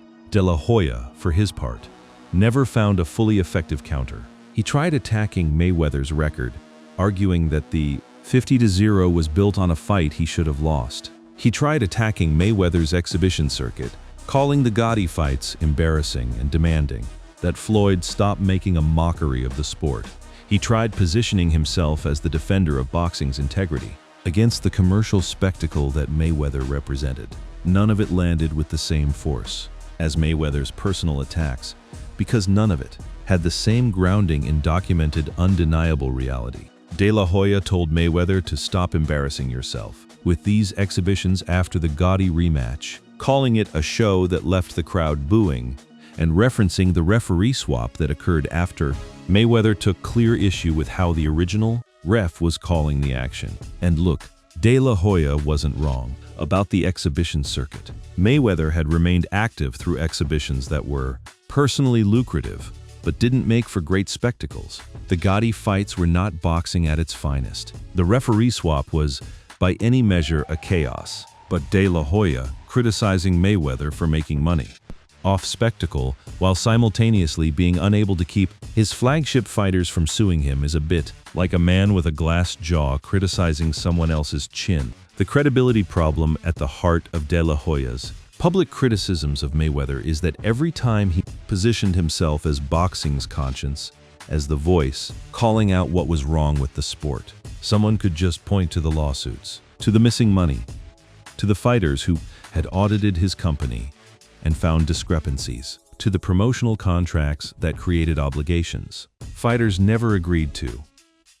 The Golden Boy couldn't be boxing's moral authority while being boxing's most sued promoter simultaneously.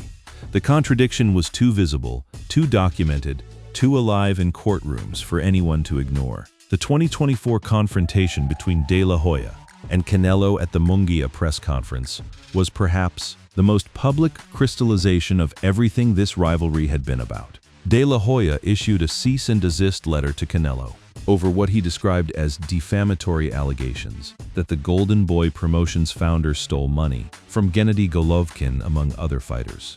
The legal letter demanded that Alvarez issue a retraction and refrain from making further defamatory comments. The action came one day after tensions erupted between Alvarez and his former promoter at a news conference, ahead of Alvarez's undisputed super middleweight championship defense against Jaime Munguia. Two former partners, once described by De La Hoya as being like a marriage, standing on the same stage and trying to destroy each other's reputations in front of the world's boxing media. De La Hoya bringing up the clenbuterol test, Canelo warning fighters to contact their lawyers, the legal letter arriving the very next day. That's not a rivalry that has anything left to resolve through conversation. That's a war that has been going on for years, and that neither party has any interest in ending, because for both of them, the public battle has become inseparable from their professional identities. In the legal letter, De La Hoya's attorney wrote that Canelo falsely accused Oscar of a crime, with the specific intention of supposedly warning other boxers not to do business with Oscar or Golden Boy. And here's what's interesting about that framing. De La Hoya's own attorney, in trying to defend him legally, confirmed that Canelo's stated intention was exactly what. It appeared to be a public warning to other fighters. The intent wasn't hidden. Canelo was directly, deliberately, and with full awareness of the consequences, telling fighters in the boxing world, be careful with this man, check your accounts, contact your lawyers. That message, delivered by the most credible voice in the sport at that moment, was the culmination of a conversation that had been building for years, and Floyd Mayweather had been having a version of that same conversation since at least 2013. He'd been saying it in press conferences and media appearances and social media posts, saying it in his own way, with his own specific mixture of personal attack and business critique, but the core message was always the same as what Canelo would eventually say at the Mungu Oppressor. This man's promotional promises and his financial practices don't line up. Watch out. The personal dimension of the Mayweather-De La Hoya feud, the drug allegations, the character attacks, didn't exist in a vacuum. It existed as the emotional surface of a dispute that was always fundamentally about money and power and whose career was more important in the story of boxing. But Mayweather's decision to make it personal, to make the attacks specific and individual and rooted in De La Hoya's documented vulnerabilities, served the deeper purpose of undermining De La Hoya's authority to position himself as boxing's conscience. You can't be the sport's moral center while your biggest fighters are auditing your accounts in federal court. The personal war also served to distract attention from what was arguably Mayweather's own complicated relationship with the concept of boxing integrity. Mayweather's domination of Manny Pacquiao, sold as the fight of the century, resulted in lawsuits alleging fraud. Mayweather's own exhibition circuit, his blurring of the line between professional fights and paid spectacles, his attempts to change the professional fight with Pacquiao into an exhibition to protect his unbeaten record, none of that exactly positions him as the sport's purist. But attacking De La Hoya kept the conversation focused on De La Hoya's failures rather than his own, which is exactly where a smart strategic operator would want it. The drug and personal life attacks also served a specific purpose within the boxing community itself. Beyond the general public within boxing, among the trainers and managers and fighters who make up the sport's professional ecosystem, De La Hoya's personal instability was a genuine concern. De La Hoya missed a major fight night after checking himself into a rehab facility in a sport where the promoter's presence and reliability are genuinely important to the smooth running of events, an operation whose CEO might not show up on fight night because of personal struggles is an operation that creates real professional risk for the people who depend on it. Mayweather's attacks on De La Hoya's reliability as a person were, in this context, also attacks on De La Hoya's reliability as a business partner. And for the fighters inside the Golden Boy structure, the ones signing contracts that gave De La Hoya exclusive promotional rights over their careers, the question of whether their promoter was present, engaged, and fully functioning was not trivial. It was the difference between having an advocate at the negotiating table and having no one there at all. The specific and documented incident of De La Hoya missing the Canelo-Mayweather fight was especially potent as ammunition because it happened at the exact moment when Golden Boy's value to its fighters was supposed to be most visible. That fight, the fight between De La Hoya's biggest star and his biggest rival, was the argument for why Golden Boy was worth signing with. It was the demonstration of everything De La Hoya had built. And he wasn't there. The flagship fight of his promotional empire, and the person the whole thing was named after didn't show up. Mayweather didn't invent that story. He just made sure no one forgot it. The De La Hoya personal scandals also played into a specific dynamic within boxing's cultural landscape. Boxing has always had a complex relationship with masculinity, with the performance of strength and control that the sport demands. The cross-dressing scandal, whatever the full truth of, it was created an opening for Mayweather to attack De La Hoya along those fault lines to undermine not just the business credibility but the personal authority that De La Hoya had built as a former champion, as a man who had made his name by dominating other men in a ring. Whether that kind of attack was fair or appropriate is a separate conversation from whether it was effective. It was effective. It created a specific image of De La Hoya as a man whose public persona was fundamentally disconnected from his private reality. a man who had built a career on presenting one face to the world while living a very different life behind it. And in boxing, where authenticity is currency, the accusation of fundamental dishonesty about who you actually are is devastating. Mayweather's broader critique of De La Hoya, the one that went beyond the personal attacks into the business arguments, was always the more important argument, but the personal attacks created the context in which the business arguments landed. They established De La Hoya as someone whose reliability, honesty, and personal accountability were genuinely in question. And once that was established, every contract dispute, every missing payment, every fighter who walked out the door became evidence for the same thesis.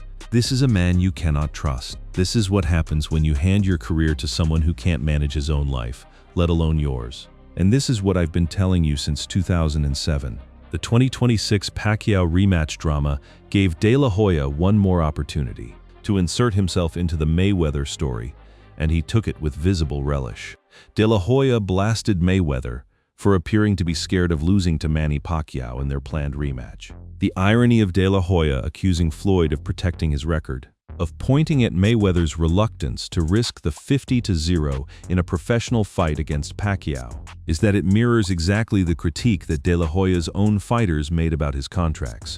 The fighters argued that Golden Boy's arrangements were ultimately about protecting Golden Boy's financial position, not about giving fighters the best possible deal. De La Hoya is now making the same argument about Mayweather, that he's protecting himself at the expense of what the sport and the fans deserve. Much like the first fight with Pacquiao, the rematch had already become the source of plenty of controversy. The latest drama occurred after Mayweather proclaimed the bout would be an exhibition, like his upcoming fights with Tyson and Zambidis. That clashed with earlier information and apparently his contract, which dictated the bout would be a professional fight. So now Mayweather is in breach of contract, or potentially in breach, or at least in a situation where the terms he agreed to and the terms he says he agreed to are publicly contradictory. And Oscar De La Hoya is piling on from social media, calling out the hypocrisy, demanding that Floyd fight a real fight and stop hiding. The same Oscar De La Hoya, whose fighters repeatedly found that what they had agreed to in their contracts differed from what Golden Boy told them those contracts meant. The man who has consistently characterized fighters' legitimate grievances as whispers in their ears is now accusing Mayweather of doing exactly what he's accused of doing himself, reinterpreting contract terms to avoid a result he doesn't want. The personal war between Floyd Mayweather and Oscar De La Hoya has produced more dramatic moments than most rivalries generate in a lifetime. It's a story that sprawls across 2 decades, multiple courtrooms, dozens of press conferences, thousands of social media posts, and one iconic fight at the MGM Grand that set the whole thing in motion. But beneath all the drama, beneath the specific insults and the specific scandals and the specific legal filings, there is a consistent through line. That through line is the question of whose interests boxing actually serves. Mayweather's answer has always been, mine. He never pretended otherwise. He built a career on explicit, almost theatrical self-interest, on the worship of money and personal power, on the clear-eyed acknowledgement that the promoter and the broadcaster and the sanctioning body are all looking to take their piece, and the only person guaranteed to look out for the fighter is the fighter himself. De La Hoya's answer was supposed to be, the fighters, that was the whole point of the Golden Boy brand. The fighter who became the promoter, who would run the company differently, because he knew what it was like from the other side. The gap between those two positions, between Mayweather's honest self-interest and De La Hoya's promised fighter advocacy, is the gap that fighter after fighter fell into, signed up for the advocacy, found the self-interest, and ended up in federal court trying to recover what their contracts had promised them, and what the Golden Boys operation had, over and over again, failed to fully deliver. The personal war made headlines, the financial war made history, and both of them, in the end, told exactly the same story, that the Golden Boy never quite lived up to his name. Here's where everything lands. After 2 decades of lawsuits, departures, public confrontations, and one of boxing's most enduring rivalries. After Canelo, after Garcia, after GGG, after Ortiz, after every fight night, when another part of the Golden Boy operation cracked under the weight of its own contradictions. The question that remains is, what boxing has actually learned from all of it? What does the De La Hoya saga teach fighters? What does it tell us about the promotional system that still governs professional boxing? And where does Oscar De La Hoya himself stand? As a promoter, as a figure in the sport, as the man who promised to change boxing, and found out that changing boxing is harder than he thought. For the second time in 4 years, Oscar De La Hoya's Golden Boy Promotions found itself in a legal battle with its top star. That sentence was written before Virgil Ortiz added his name to the list. Before the 2026 dispute over the expired DAZN deal created another federal court filing.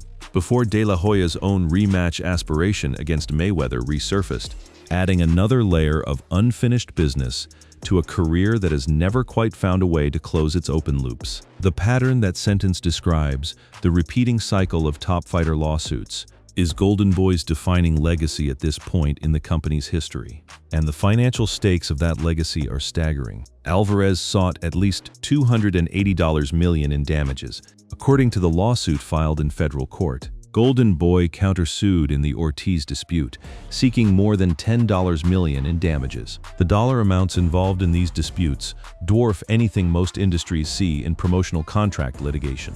These are the kinds of numbers that reshape companies, that end careers, that rewrite the way business gets done in a sport, and they're all fundamentally about the same thing: the gap between what the Golden Boy promotional machine promised its fighters and what it delivered. The Canelo departure, in retrospect, was the moment that defined what Golden Boy Promotions would be from that point forward. Because Canelo wasn't just a star fighter, he was the argument for why Golden Boy's model worked. He was the proof that a fighter-founded promotional company could develop world-class talent, structure historic deals, and build careers that generated hundreds of millions of dollars. His departure wasn't just a commercial loss. It was the loss of the evidence that the model worked.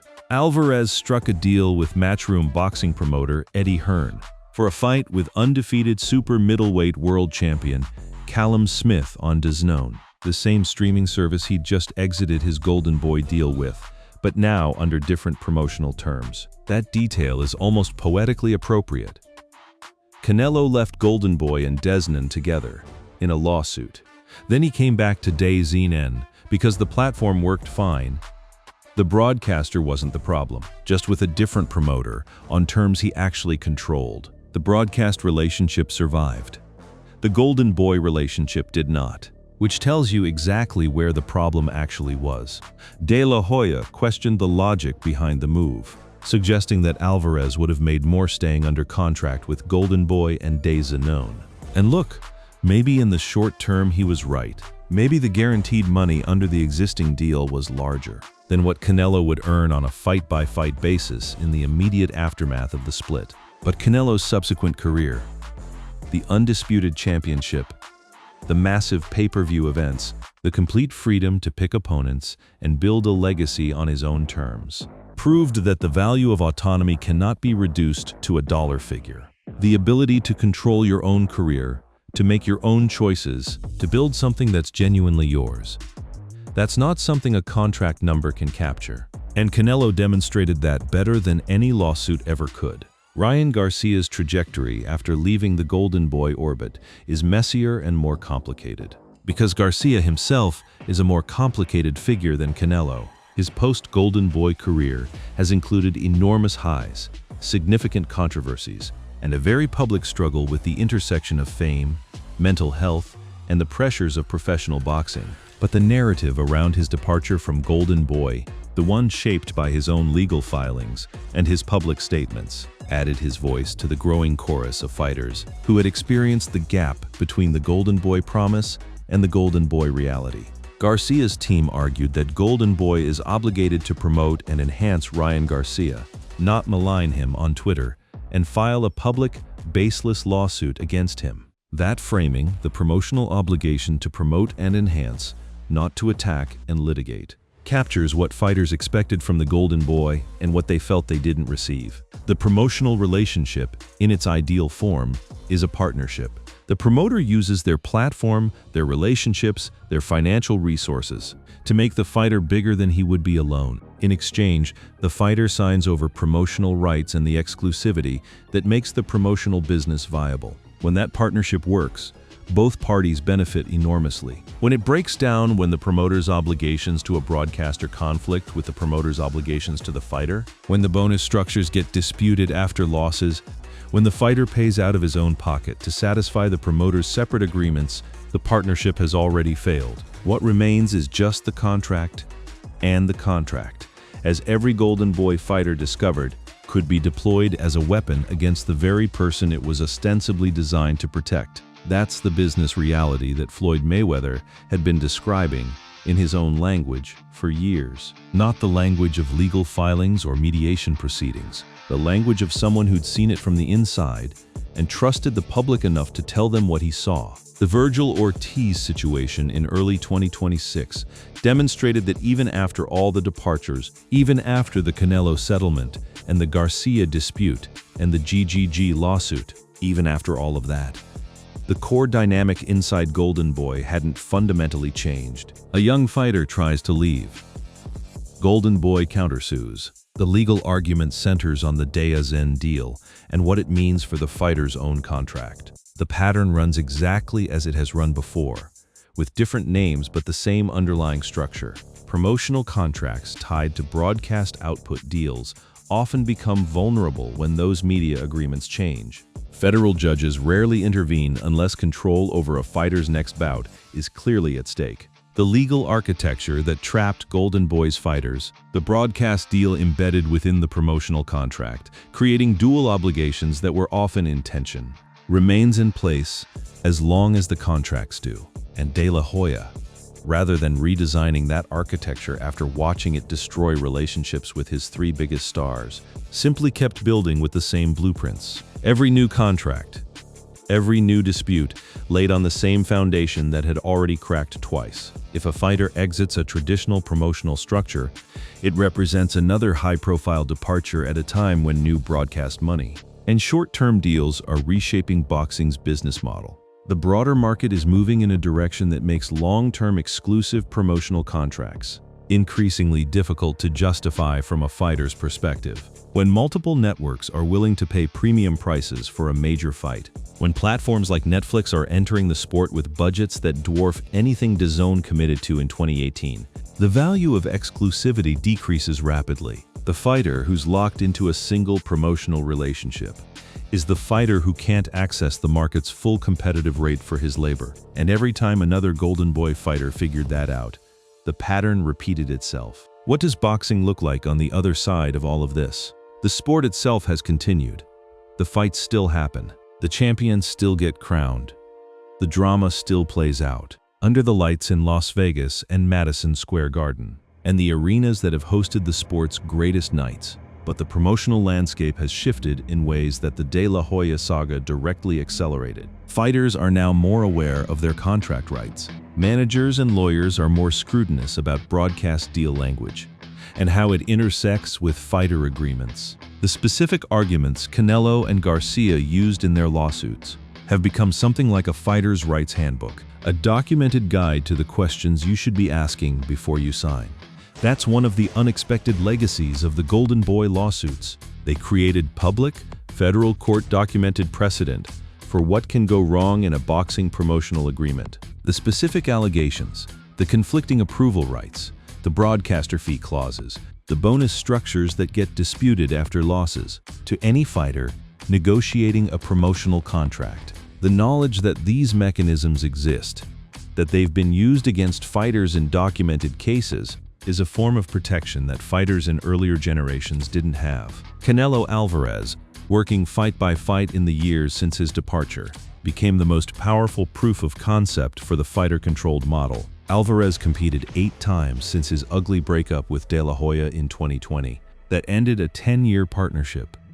8 fights, an undisputed championship, the most celebrated career of any boxer in his era. All of it achieved on terms he controlled, with promotional partners he chose, in deals that served his interests rather than a broadcaster's. The case study is as clear as any you could construct. The fighter who left Golden Boy to control his own career outperformed every projection that had been made for what he would achieve inside it. Floyd Mayweather's own career trajectory during this same period continued in its characteristically unclassifiable way. Mayweather hung up the gloves in 2017 after reaching the 50-0 landmark with a stoppage win against UFC superstar Conor McGregor in a lucrative career finale at the T-Mobile Arena in Las Vegas. And then he kept fighting anyway. In exhibitions, in spectacles, in the uniquely Mayweather manner of refusing to fully retire. Because fully retiring would mean there was no more money to make. Mayweather hasn't fought professionally since beating Conor McGregor in 2017. He has remained active through exhibitions that are personally lucrative, but don't make for great spectacles. De La Hoya attacked that exhibition circuit, and he wasn't wrong to. But the exhibitions, whatever you think of them as boxing events, are a perfect expression of the Mayweather philosophy applied to the post-career phase of an athlete's life. There's money available. The brand has value. There's an audience willing to pay for even a diminished version of the experience. Why wouldn't you take that money? De La Hoya, the man who built an entire promotional empire around maximizing commercial returns, from boxing's biggest names, criticizing Mayweather for continuing to monetize his own name. Mayweather was back in the spotlight in 2026, lining up multiple exhibition bouts, but the biggest storyline surrounding him wasn't one of those appearances. Instead, it was the long-awaited rematch with Manny Pacquiao, officially announced for September 19 at the Sphere in Las Vegas. What should have been a blockbuster return quickly turned into a confusing situation, with conflicting claims about whether the bout would count as a professional fight or remain an exhibition. The Pacquiao rematch chaos, the back and forth about whether it's a real fight or an exhibition, the breach of contract questions, De La Hoya inserting himself from social media, is the 2026 update on a story that has never really ended. The Mayweather-De La Hoya rivalry, the Golden Boy promotional saga, the question of what boxing owes its fighters. These aren't resolved stories with clean conclusions. They're ongoing arguments, with new evidence arriving regularly, fought by the same cast of characters in the same arenas of public opinion. Mayweather has 2 exhibitions against Mike Tyson and Greek kickboxer Mike Zambides coming up, and even more notably, a rematch with Manny Pacquiao in September. Each of those events carries a piece of the larger story. The Tyson exhibition is Mayweather, the commercial entertainer, still finding markets for the brand. The Pacquiao rematch is Mayweather, the competitor, or at least performing the role of the competitor, in whatever legally ambiguous form it ultimately takes. And in the background of both, De La Hoya commenting from Instagram, maintaining the rivalry that is apparently as immortal as either man's career. The boxing world is now considering not only Mayweather versus Tyson, but also the possibility of Mayweather versus De La Hoya's second in 2026. Stranger things have happened in boxing, and if they do fight again, if these 2 men both pass their physical prime, both carrying the accumulated weight of their decades-long war, step back into a ring together, it will be the most financially interesting and competitively least certain fight in boxing history. But it would also be the most appropriate ending to a rivalry that has always been more about the argument between them than the punches. So what does all of this add up to? What's the ultimate verdict on the question that Floyd Mayweather has been answering for 20 years? Why do boxers hate Oscar De La Hoya? The answer isn't simple, because Oscar De La Hoya is not a simple figure. He's an Olympic champion who genuinely changed boxing, who built a real operation from nothing, who at his best was exactly what the sport needed. A credible, capable, fighter-tested alternative to the old guard of promotional exploitation. He developed talent. He created platforms. He promoted some of the greatest fights in modern boxing history.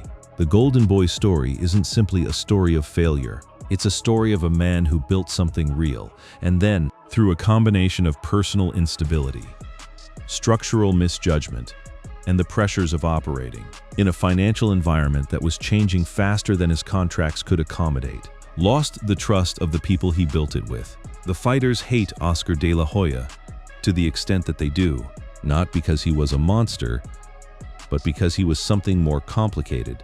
A man who made a specific promise and couldn't keep it, who told fighters, explicitly and by implication, that their interests would come first, and then structured his broadcast deals, his legal responses, his financial arrangements, in ways that made something else come first, who promised to be different from the Bob Arums and the Don Kings of the world, and ended up in the courts and in the boardrooms, looking like a variant of the same thing. Floyd Mayweather, watching all of this from the outside, has had the luxury of vindication. His decades-long argument about De La Hoya, made in the roughest possible terms, in the most personal possible way, using whatever ammunition was available, has been substantially supported by the documentary record, the lawsuits, the audits, the cease and desist letters, the fighters who warned other fighters. The pattern repeated across 20 years of Golden Boy operations. But Mayweather's vindication doesn't make his method admirable. Using a man's addiction and personal crises as rhetorical weapons is not a thing that ages well, and Mayweather's own complicated relationship with the concept of boxing integrity, his exhibition circuit, the Pacquiao rematch drama, the 50-0 record that De La Hoya argues should be 49-1, means that his credibility as boxing's truth teller has limits. He saw something true about Oscar De La Hoya, and he said it, loudly and publicly and without the restraint that conventional decency might have demanded. That the truth has been largely borne out doesn't make the delivery righteous. It just makes it accurate. The deeper lesson of the Mayweather-De La Hoya saga, the one that goes beyond the specific lawsuits and the specific people and the specific fights, is about what happens when the image becomes more important than the reality. De La Hoya built a brand on being a different kind of promoter. The brand was compelling enough to attract the biggest fighters in the sport, and the gap between the brand and the reality was wide enough to eventually drive those fighters into federal courtrooms. That's the story that runs beneath this entire saga.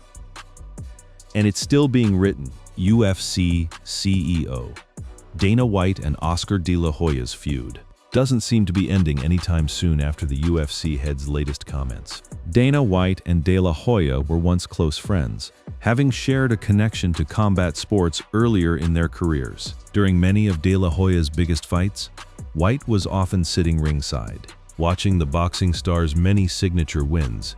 Even that friendship has curdled. Another relationship built on mutual commercial interest, fraying under the weight of competing agendas and public arguments. De La Hoya collects enemies the way some men collect titles, not because he seeks conflict, but because the structure of how he operates seems to generate it, reliably, with almost everyone who gets close enough to see how the machine actually works. Where does Golden Boy go from here? If the contracts hold, Golden Boy controls the next fights. If the termination claims succeed, another high-profile fighter exits a traditional promotional structure, at a time when new broadcast money and short-term deals are reshaping boxing's business model. The answer to that question depends on which way the courts go, and on whether De La Hoya can find a way to rebuild trust in a business environment, where the names Canelo, Garcia, and GGG hang over every conversation about what it means to be a Golden Boy fighter. The final irony of the whole story is that De La Hoya, for all the fires that have burned through his promotional operation, is still in the fight. Still promoting, still signing fighters, still inserting himself into boxing's biggest storylines, still publicly feuding with Floyd Mayweather across social media and press conference rooms. The Golden Boy is battered. The Golden Boy brand is compromised, but Oscar De La Hoya, the man, the fighter, the promoter who promised to be different, is still standing. Whether that's testament to his resilience or his refusal to fully reckon with what went wrong is the question that the next chapter of his career will answer. And Floyd Mayweather, you can be sure, will be watching. Golden Boy Promotions Wikipedia timeline of Floyd Mayweather's feud with Oscar De La Hoya. Bleacher Report. Floyd Mayweather calls Oscar De La Hoya jealous. Bleacher Report. Oscar De La Hoya says Floyd Mayweather shouldn't be 50-0. Boxing News Online. Oscar De La Hoya rips Floyd Mayweather. Calls out Jake Paul. Clutch points. Oscar De La Hoya. Floyd Mayweather embarrassing himself in exhibition boxing fights. Bleacher Report. Canelo Alvarez files suit versus Golden Boy. Oscar De La Hoya. DAZN. ESPN. What went wrong between Canelo Alvarez, Oscar De La Hoya, and DAZN, ESPN? Canelo Alvarez, a free agent, released from Golden Boy contract, ESPN, Oscar De La Hoya. Canelo Alvarez leaving Golden Boy literally hurt my feelings. Bleacher Report. Golden Boy files suit against Ryan Garcia to enforce contract. ESPN. An inside look at the feud between Ryan Garcia and Oscar De La Hoya. ESPN. Oscar De La Hoya demands Canelo Alvarez retract defamatory claims. ESPN. Oscar De La Hoya demands Canelo retract claims. ABC News. Oscar De La Hoya says Golden Boy will protect contract in Ortiz dispute.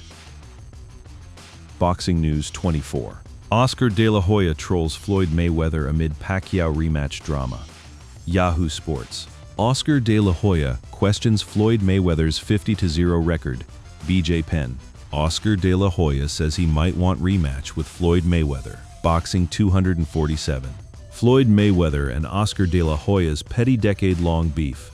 Remezcla. Oscar De La Hoya begs Floyd Mayweather to stop exhibition boxing matches. MMA Mania. Oscar De La Hoya trolls Floyd Mayweather over Manny Pacquiao. Fight drama. Essentially Sports. Oscar De La Hoya, accused of sexual assault, denies allegations. ESPN. Oscar De La Hoya confirms Canelo Alvarez is no longer under Golden Boy and DAZN contracts. Bloody Elbow.